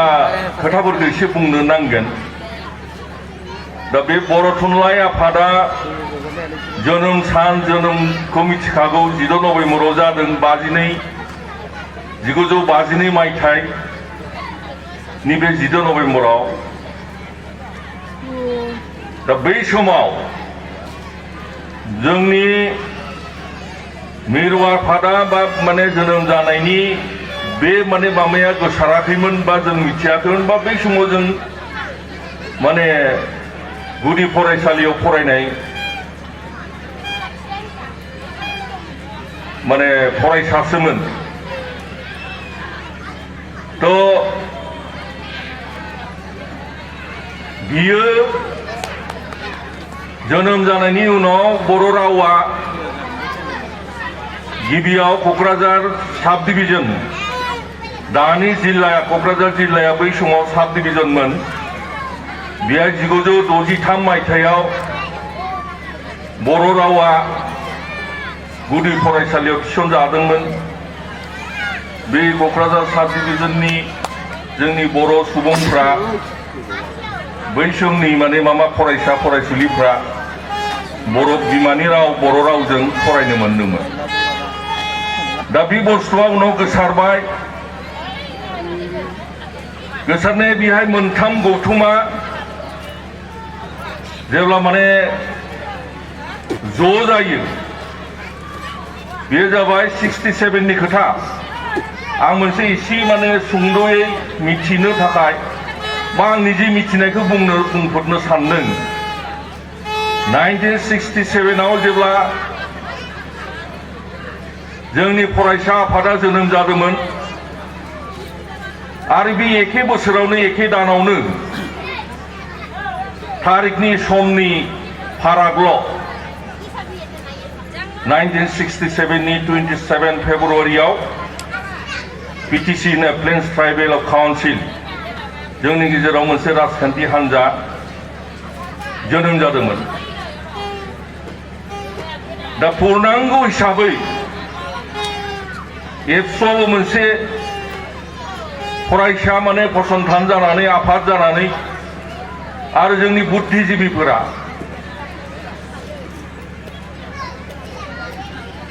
मोनसे राजनीतिक हान्जा दानानै बे मोनथाम माने फसंथाना आफादा लोगो नांनानै बर' रावखौ बोरैहाय माने फेहेरनो आदै कान्देसरा होनो बे जा प्रेसिडेन्टआ जोङो साहित्यनि एसे कालेक्सन खालामनो फैदोंमोनलै खायफा बुङो दे खायफा होनो दे मा खालामनो कालेक्सन खालामलांबाय थायोब्रा जोंहा ओरैनोबा अभाबि बेबायदि नानानथा जेंनायाव जों गोग्लैनो मोन्दों आरोखि ओरैबायदि दुखुनांथाव बे समाव बेनिफ्रायथ' दाथ' जों बेबायदि खस्थ'नि गेजेरावनो मावबोबाय सालबाराव मिथिं लोङो मिथिङाव बेबायदि मानसि थांनो मानसि मोना जोंहा दा दङ थांनानै जोंहा आदा हरमनमोन बिथांमोनखौ जों लांफायोमोन पुष्प नार्जारिया तिते मास्टार जाबायमोन पुष्प नार्जारिखौ लाङोमोन बिथाङाबो नानानथा बेस्थ' खिन्थाबावोसो थेवबो बिथाङा मा गेजेर गेजेर थांदों आरोखि आरो बे समाव दिनै दा बै फंबाय फलाराम दैमारि मोना बिसोर हाई स्कुलाव फरायनाय गथ'खौथ' आरो लाबथिंनो हाया फैबाय दानिया जोङो माबानि थाखाय अधिवेशननि थाखाय अधिवेशन खुंनायनि थाखाय बहाय फैनानै डिस्ट्रिक्टनि सेक्रेटारि महेश्वर बसुमतारी आफादगिरि आगु प्रेसिडेन्ट सेक्रेटारि महेश्वर बसुमतारी आगु प्रेसिडेन्ट पुष्पकान्त बसुमतारी बिथां बागमारानिमोन बिथांमोना फैबाय आरो बेजों लोगोसे कालिचरन बर' कालिचरन बर'मोन नामा माबानि बिथाङा बड'य भकपुर ना मानिपुरनिमोन बिसोर साथाम फैनानै बहाय माने रिसेसन कमिटि दाबाय रिसेसन कमिटिखौ दालांबाय किन्तु दा बे मानसि बिसोरो गैलिया रिसेसन कमिटिखौ जायफोरखौ दादोंमोन सेक्रेटारि बा प्रेसिडेन्ट फाथिदोंमोन बिथांमोना जोंनि गेजेराव गैलिया रुंसारि जालांबाय बिथांमोना दायित्वखौ लायाखिसै थाङै थुङै डिस्ट्रिक्टनि प्रेसिडेन्ट सेक्रेटारि मेम्बार बे माखा लानांगौ जाहैबाय बेयाव मैखोमै बाहागो लादोंमोन दाबो दङ आदा हरमन उनाव जोङो रबिन दैमारि पुष्प आरो आनन्द सरगियारि बिदिनो खैजोनमानखौ लेंहरनानै रबिन दैमारिखौ केसियार खालामनायसै जों बिथाङा लायामोन जों बाध्य खालामथारदों जेन मावग्रा सोर दंबावो कर्मिथ' गैया किन्तु बिनि गेजेराव जों उत्साह मोनदोंमोन मा बे ओनसोलनि आं बारस'नाय जालांनायाव मोनसे खोथा बुंलांनो बावदों केसियारा दा रुंसारि जालांबाय नबिन सादुमोन नबिन सादु बे ओनसोलनि मानसिफोरनिफ्राय जों उत्साह मोनदों मा बिखेखै ओजोंहाय नबिन सादु होनो नबिन बर' रुंसारि नबिन बर' रुंसारि बे बे उमेश बिफा मा नाममोनथाय बैसागु बर' ओजोंहाय बृन्दाबन सादु बेबादि ओजों बैयाव खगेन मोसाहारि ओजोंहाय बिन्दुचरन दैमारि ओजोंहाय मैनामाथा माखनमोन जोंनि गामियाव फटिकमोन आरो माबानिफ्राय कायजामाथिनिफ्राय गेगेमोन बायदिसिना बेबायदिनो कायजामाथिनिफ्रायथ' जों द्लाम माने सहजों मोनबाय ओजों इनि जराव जोङो एसे माने बोलोगोरा मोननायसै इनिफ्राय सफैथारबाय मुहुर अबस्थायाव जोङो थांबाय सोनाबा बारनानै कालेक्सन खालामनो दा बिसोरो माने जों दै बारनानै थांनो हायालै मा कालेक्सन हरथारनो जाहरबाय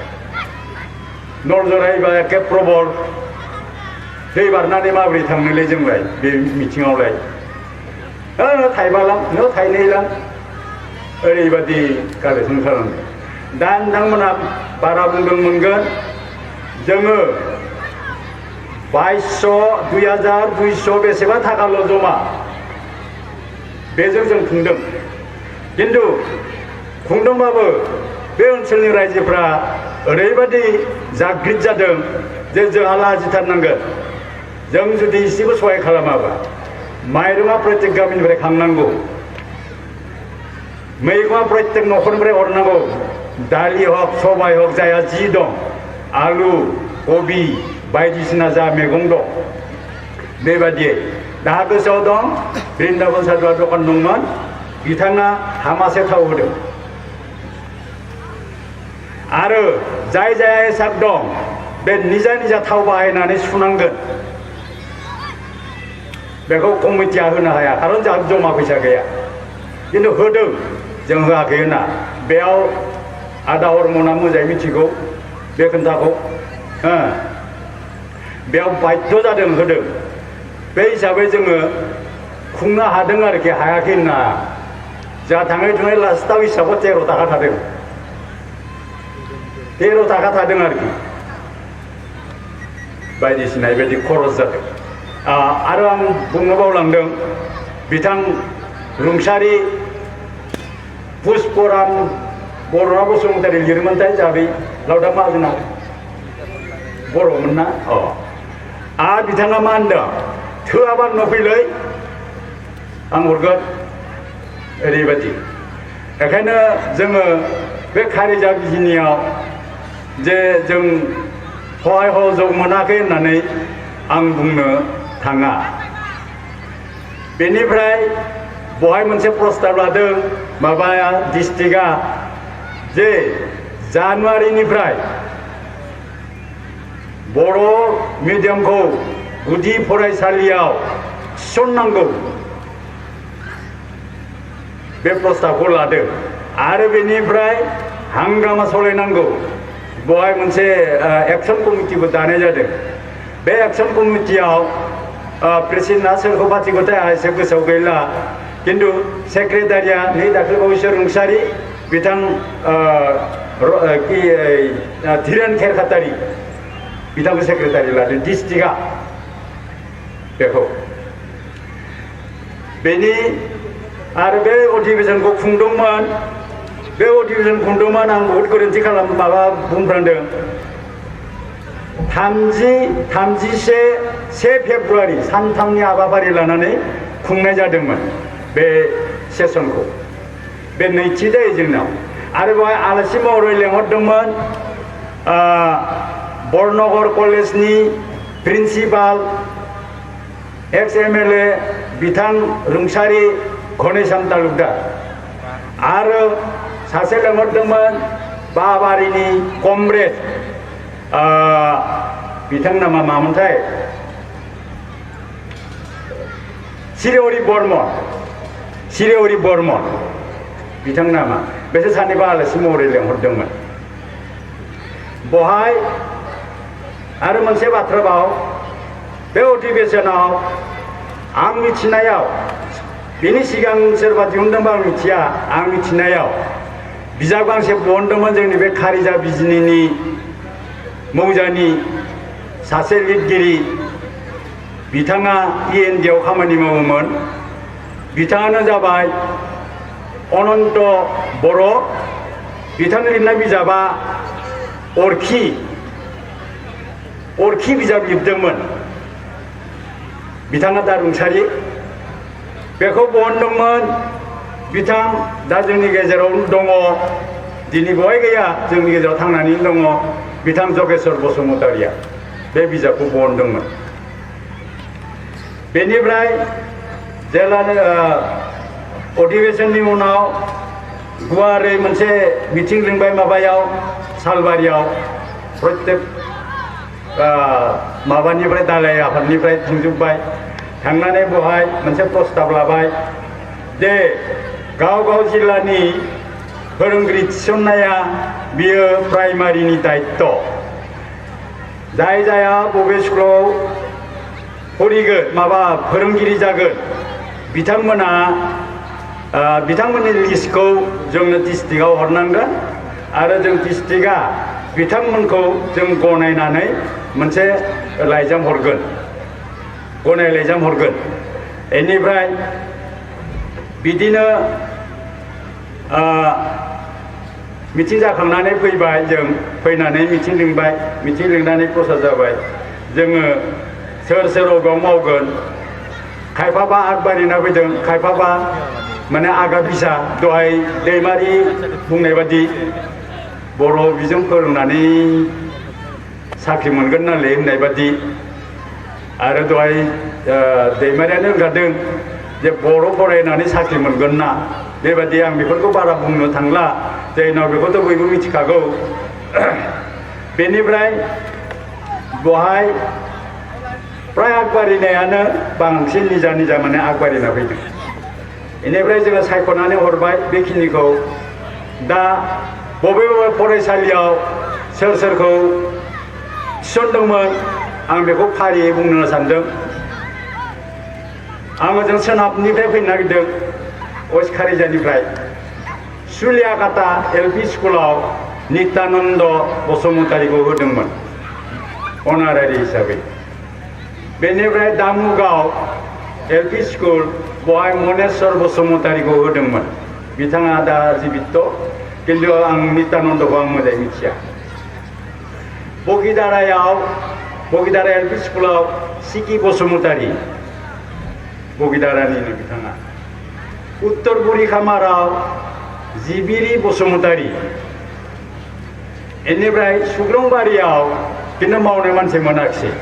मोनाखिसैब्ला उनाव माबोरै मिथिनाय बै दक्षिण बुरि खामारनि जगन्नाथ बर'आ आंनिसिम फैनानै आं फोरोंगोनलै होननानै बुंफैदों बहाय आं बिथांनि लिस्टखौ सोना होनायसै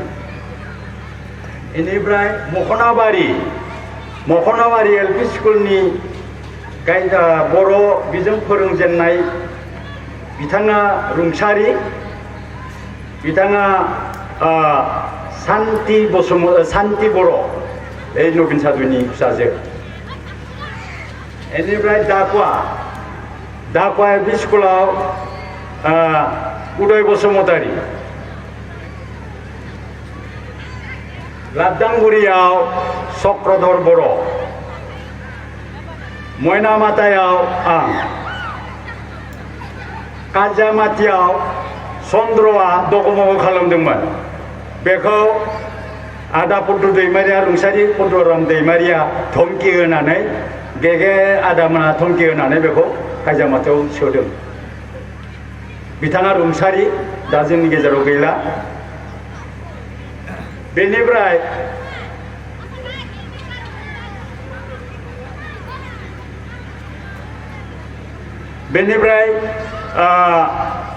दक्षिण बुरि खामाराव गथ' गैया होननानै बेयाव रावबो हाबाखिसै कामारगावआवबो हाबाखिसै राङासारायाव गथ' दंमोनबाबो बहाय रावखौबो मोनाखिसै सोरखौबा थिसननो सानदोंमोन रावबो हाबाखिसै खिन्थु बेनि सिगांनो बहाय डिस्ट्रिक्टआ होनखादों सेन्ट्रेलनिफ्राय मोनसे डिमान्ड दं जेरैनाखि असमिया मिडियामाव फोरोंनायफ्रा असमियाफोरा नन मेट्रिकखौ LPनि फोरोंगिरि हिसाबै लादोंमोन गतिके जोंनियाबो बे गोदान अबस्थायाव जोंनो LPआव नन मेट्रिकखौ होथारनांगौ होननानै मोनसे गिदिर थांखि लाखानाय दंमोन बेखौ फल' खालामनानै जा डिस्ट्रिक्टआ बे खामानिखौ गोख्रोङै नाजादों आरो नाजानानै बेनिफ्राय फेब्रुवारिनि लास्टआव मोनसे डिक्लेयार फैबाय चिफ मिनिस्टारा अब्ला माबामोन बिमला प्रसाद चलिहा एडुकेशन मिनिस्टारा सोरमोन आं गोसोआव गैया खिन्थु अर्डार फैबाय जे नलबारि बरपेटा बर' मिडियामखौ LP स्कुलाव थिसननाय जासिगोन बहाय बेनिफ्राय बर्डा सिगांनिफ्राय अर्डार फैदों DIआ बरपेटानि DI चक्रेश्वर शर्मा बिथांखौ माने बेखेवनो थाखाय अर्डार हरदों बे हिसाबै बे बिजोंखौ बेखेवदोंमोन बेखौबो ताना आजरा ओजोंहाय कक्लाबारियावबो बोयो आरो जों बिजिनि मौजा बे सालबारियाबो बोयो ओजोंहाय गोबोरधनायाबो बोयो जोंनियाबो जरदार जाथारबाय माने बोबाय आनन्द सरगियारिमोन रबिन दैमारिमोन पुष्प नार्जारिमोन कान्देसारावथ' जोब्राबलायथारबाय जोंनो हरनांगौ जोंनो नोंसोरो हराबा जों खिन्थु मोजां मोननाय ना ओरैबायदि जाहैबाय लास्टआव उनाव जाहैबाय मा जे नोंहा सालबारि एरिया खिनाव जायोबा बे गेजेर जायो ओजों कक्लाबारि खारिजा गेजेर जायो उनाव जानायसै बेनिफ्राय उनाव बे माबाखौ बर' बिजों फोरोंजेननाय माबाखौ लानायसै बै रामसारटारियाव Robin Basumatary master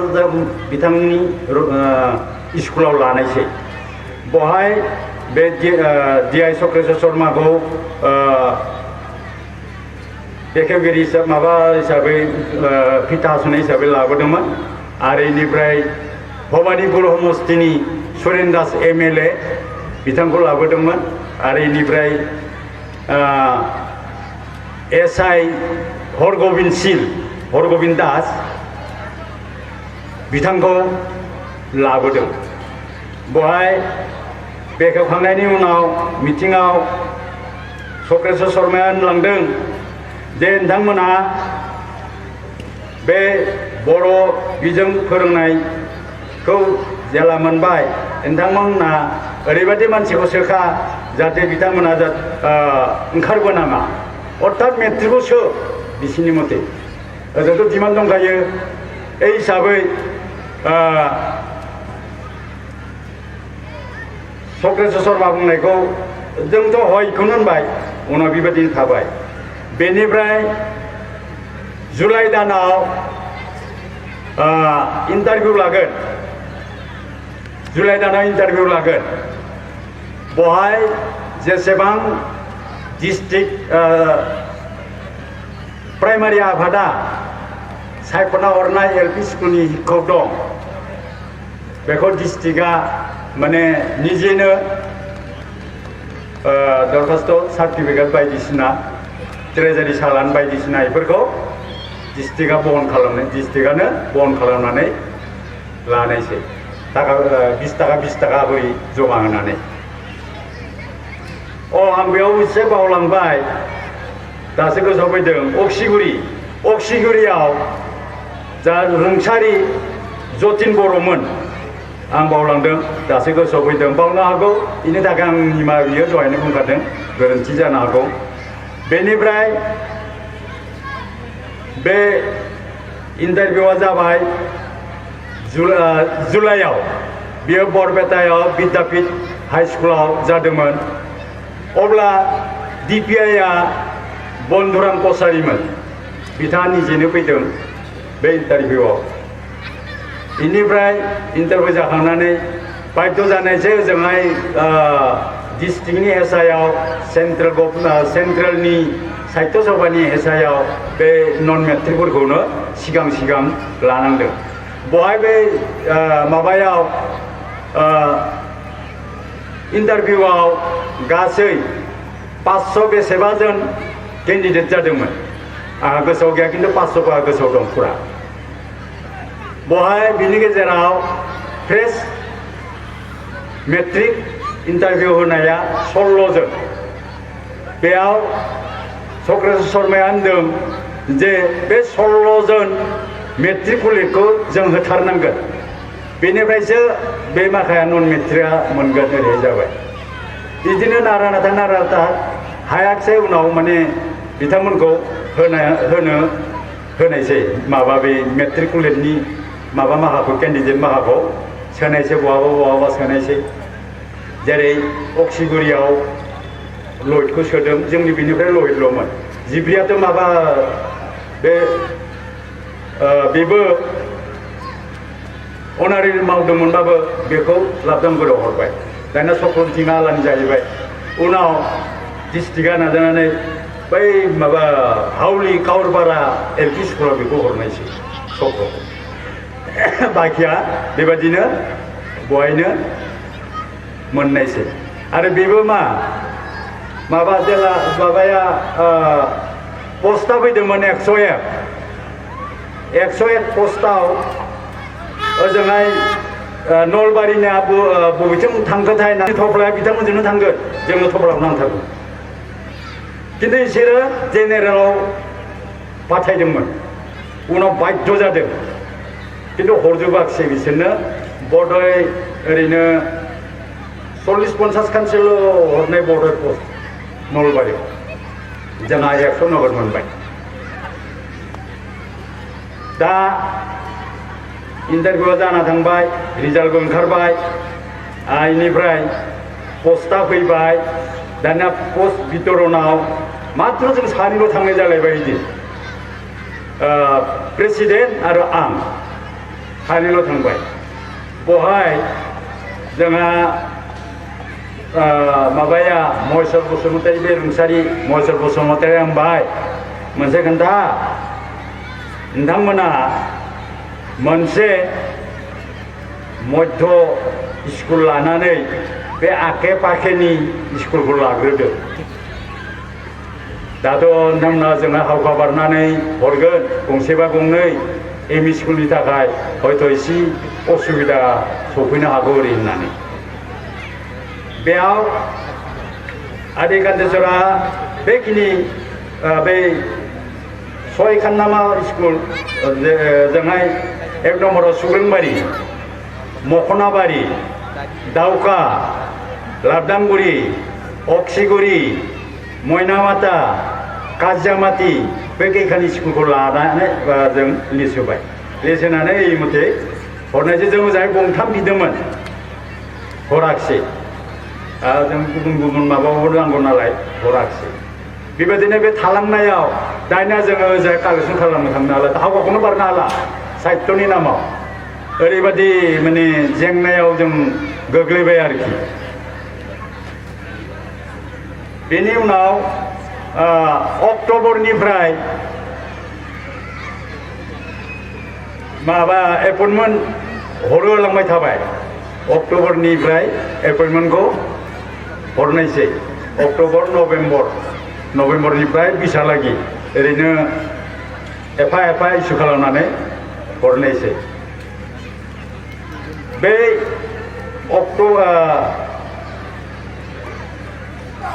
नभेम्बरहालागि November डिसेम्बरहालागि appointment हरदोंबाबो खिन्थु दरमाखौ होआखै जानुवारि बे 70 माबायावनो दे बियो बे 90-70आवनो बे एपइन्टमेन्टआबो बहाय जानुवारिनिफ्राय दरमाखौ होबाय बेनिफ्राय उनाव डिस्ट्रिक्टआ सेन्ट्रेला नाजानानै मार्चनि 3 तारिखनिफ्राय एरियार थाखा होनांगौ बायद' जाबाय তেতিয়া दरमाया 145ल' बेखिनिखौनो जों मोननाय बादिबो मोनदों आरोखि बे 145निफ्राय जों साख्रि मावबोदों बेनिफ्राय जोङो बहुद जेंनानि गेजेरजों बे खारिजा बिजनि मौजानि थुनलाइखौ सिबिबोदों फोथांनो नाजाबोदों मैखोमै दा जोंनि गेजेराव दङ हरमन आदामोना माने न'नि जानानैबाबो बिथांमोना जोंखौ लोगो एरायाखैमोन आरो दासिम बिथाङा बे थुनलाइजों नांथाबना दं होननानै आं नुनो मोनदों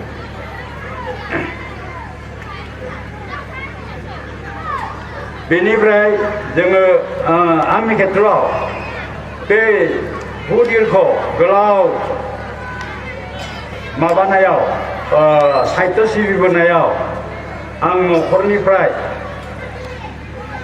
फरायसालिनिफ्राय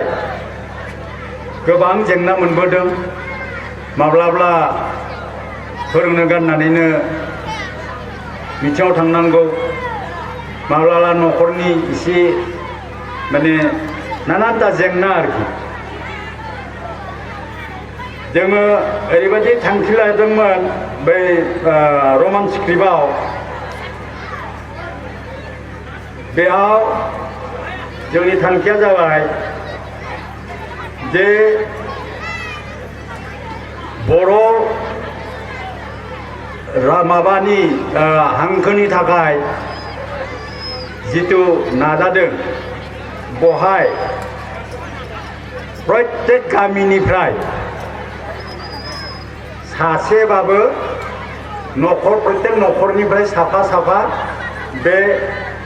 माबायाव आन्दलनाव थांनांगौ आरो होननानै थांखि लादोंमोन आरो बे थांखिखौ जोङो प्रत्येक गामिनि सेक्रेटारि प्रेसिडेन्टनो लाइजाम हरदोंमोन बे मथे ना खालामाखै बर'फोरा जथेस्थ' सहाय खालामदों थांदोङो बे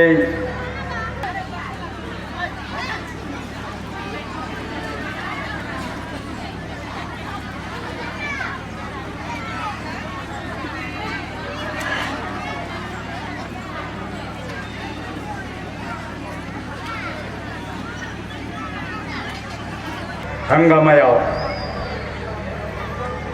प्रथम दिनाखौनो थांदों आं थांनानै मानिबा उसुबिदायाव आं फैफिननांदों थांनानै दसेल' नुजाना फैदों आं बेनिफ्राय बिनि अखानायै रुंसारि आमला शिबराम रुंसारि जाखालि बेदिन आंहा न'आव एसे उसुबिदा आंनि परिबारा एसे उसुबिदामोन आं थांनाय जायाखै बैदिन आनन्द स्वर्गियारिखौ लागाल मोननानै आं बुंहरदों जे आं थांनाय जाला ओरै थोरै थोरै उसुबिदा नोंथाङा एसे लिक खालामदो बोले जागोन दे आरो जायथ' आरो जोंहा आदा हरमनमोन दंखायोआनो आरो जोंहाय रबिन दैमारिमोन दं आरो फरायसा हिसाबै फरायसा आफादनिफ्रायबो दङ ओजोंहाय बे हलाराम दैमारिमोन दं कमलेश्वरमोन दं माने फरायसानिफ्रायबो बहुद सहाय मोनदों बेवहाय आं बिथांमोनखौ पुलिसनि गुलियाव जिउ गारनांबाय होननानै आरायता तिनतासोआव आं खबर मोनदों थारमाने एखेबारे जोंनि गामिनि दंथारो नालाय सासे मानसि थांनानै आंनो खिन्थाहैदों जे ओरै जाबाय ओरै थोरै जाबाय बेनिफ्राय आं फैनो ओंखारदोंमोन आं न'खरनिफ्राय एसे बादा मोनबाय जे न'खरावनो एसे उसुबिदा नों नांगौबा गाबोन खबर लादो बिदि होनबाय दे होनब्ला आं थांला दे ओरैनो बेनिफ्राय अखानायै आं थांनायसै खबर लाबाय बिदिनो रेस्ट हाउसाव लाबोना दोनफैदोंमोन बेयाव दसे बिनिफ्रायनो बिथांमोनखौ बे बेकेयाव लाबोनानै हरखार खालामनाय जायो बुंनो थाङोबा जोंनि बे खारिजानि मावथिफोरा थुनलाइ आफादनि मावथिफोरा मेङाखैमोन जथेस्थ' रायजोनि हवारि मोनदोंमोन आरो समाव मावथिफोरखौ मोनदोंमोन आं बेखौ रोखायै बुंनो हागौ दा माबायदि सोलिदों बेखौ आं बरबिसि मिथिया दाथ' आरो मोजांसिनसो सोलिदों होननानै आं सानो बिदिनो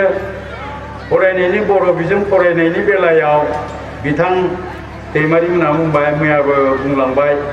जे बर' फरायनानै मा जानो बर' फरायनानै जे मा जादों बेखौ बयबो मिथिगौ बर' बिजों फरायनानै सिगां इन्जिनियार पास जानायखौ बयबो मिथिगौ अक्सिगुरिनि बे अजित औवारि आरो डाक्टर फरायनायखौबोथ' मिथिगौ मैनामाथा हेलासिगुरिनि बे बर' बिजों फरायनानै मास्टार जानाय डाक्टर जानाय नाथुराम दैमारि दा आं सानो बे बर' थुनलाइखौ दानि बा उन जोलैफोरा मोजाङै दैदेनलांगोन होननानै आं रोखायै बुंनो सानो आरो आं आसा खालायो जायनो आं 50 बोसोरनि सिगांनि जारिमिन बुंफुंग्रोनाया एसे गोब्राब आंनि थाखाय आंहा बिदि मेल मिटिङाव लेक्सार होनाय बारा अयभासबो गैखाया बेखायनो आंनि बहुद गोबां गोरोन्थि थालांदों बे गोरोन्थिफोरखौ बिथांमोना निमाहा हो आं जायफोरनिफ्राय हेफाजाब मोनदों आं जेरै मावलांदों आं बेखौ रुजुनानै लाबोदोंमोन आरो आंखौ थुलुंगा होदोंमोन आङो 1969 निफ्राय 1980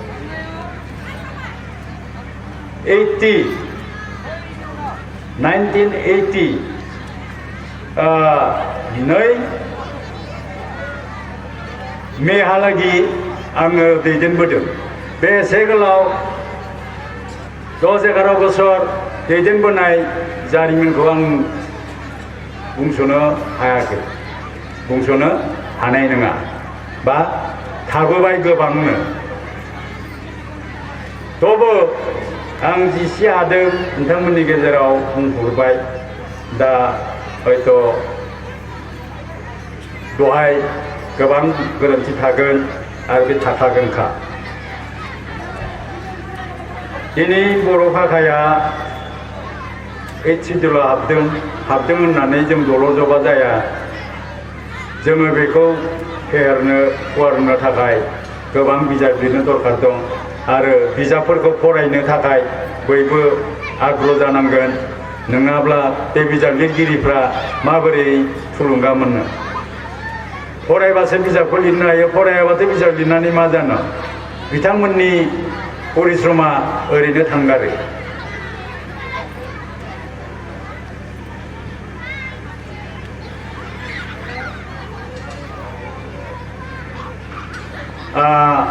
आं बारा गोबाव बुंला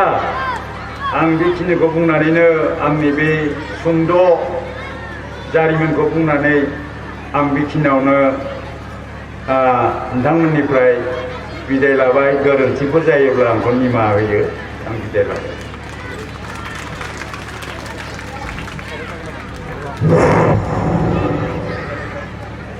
गायसनगिरि नेहाथारि सारनिसिम रोजा रोजा साबायखरजों लोगोसेयैनो आरो बिथांनि साखाथियाव मावफानाय माखासे मुंख्लंआरिफोरनि थाखाय दुखु सरजाबफानानै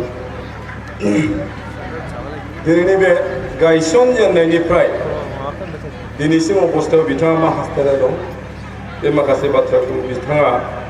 गासैबो सुफुंजोबनो हायाखैबाबो गावनि गोसोआव जा दं बेफोरखौ एसे बुंबोदों बिथांखौ बुंनो थाङोब्ला जोंनि प्राइमारि बर' साहित्य सभानि गायसनगिरि हिसाबै जों जोहोलावखौनो बुंथ'बाय आरो दा आं आसा खालामदों बिथांनि दैदेनगिरि माखाया गासिबो रुंसारि गोजा जालांबाय होननानै बुंजासै दा बिथांखौ जोङो दिनै गोथां महराव मोननो मोनदों दा बेनिखायनो आं आरो हास्थायबावदों गसाइनि सेराव आर'ज गाबदों बिथाङा जा आयु गोलाव जानानै आरोबाव थाबावथों बे साहित्य सभानि बर' जोलैनि राव हारिमुखौ एसे नुबावथों बिथांनि सावस्रिखौ अराय गोजोनखौ हास्थायनानै आङो बिथांनिसिम साबायखर बावबाय दा जोङो गोबाव बिबुंथिनि गेजेराव निस्सय मेंहाबनाय मोनदों बेनिखायनो आङो मोनसे एसे रंजानायखौ लुगैदों आंनि मासिफोरनिफ्राय जे जोंनि आरसिनिफ्राय दाजानाय मासिगिरि बा मोसाखावरि बिथांमोना जाहाथे समखौ नगाराजासे मोसाफैयो मोनदां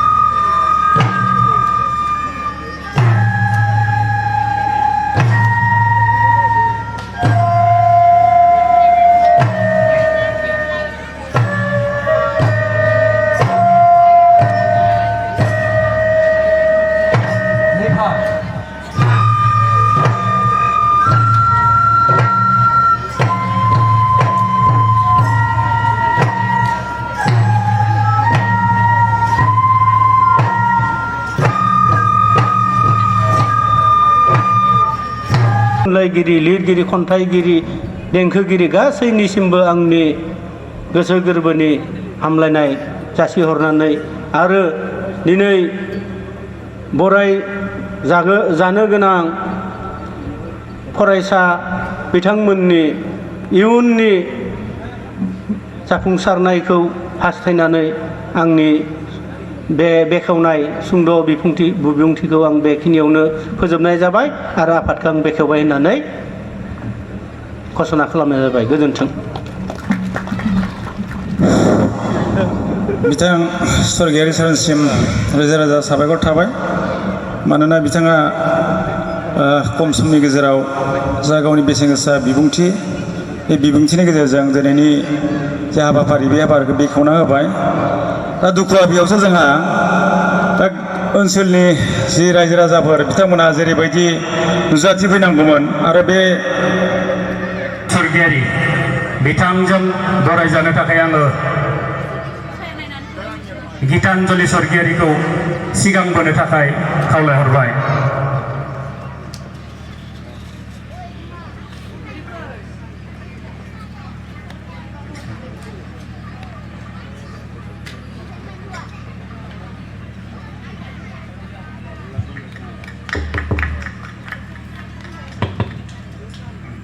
साबायखर थाबाय।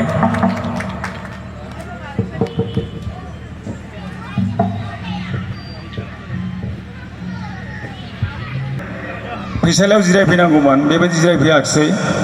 जानो हागौ हयथ' बिथाङा बुंनो गोनां खोथाखौ हयथ' गोसोआवनो लाखुमाना दोनफिनबाय। दा खोथाया जाहैबाय थांनाय मोनायाव हराव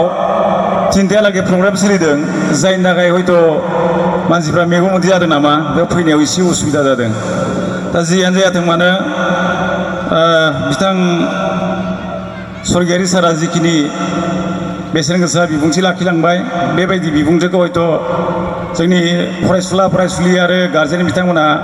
फल' खालामहैगोन बेखौ आसा खालामबाय आरो बिथां स्वर्गीयारिखौ उननि समफोराव जों जाहाथे बिथांखौ बेबायदि मोनफिनगोन होननानै आसा खालामबाय। दायो जोङो खावलायहरबाय।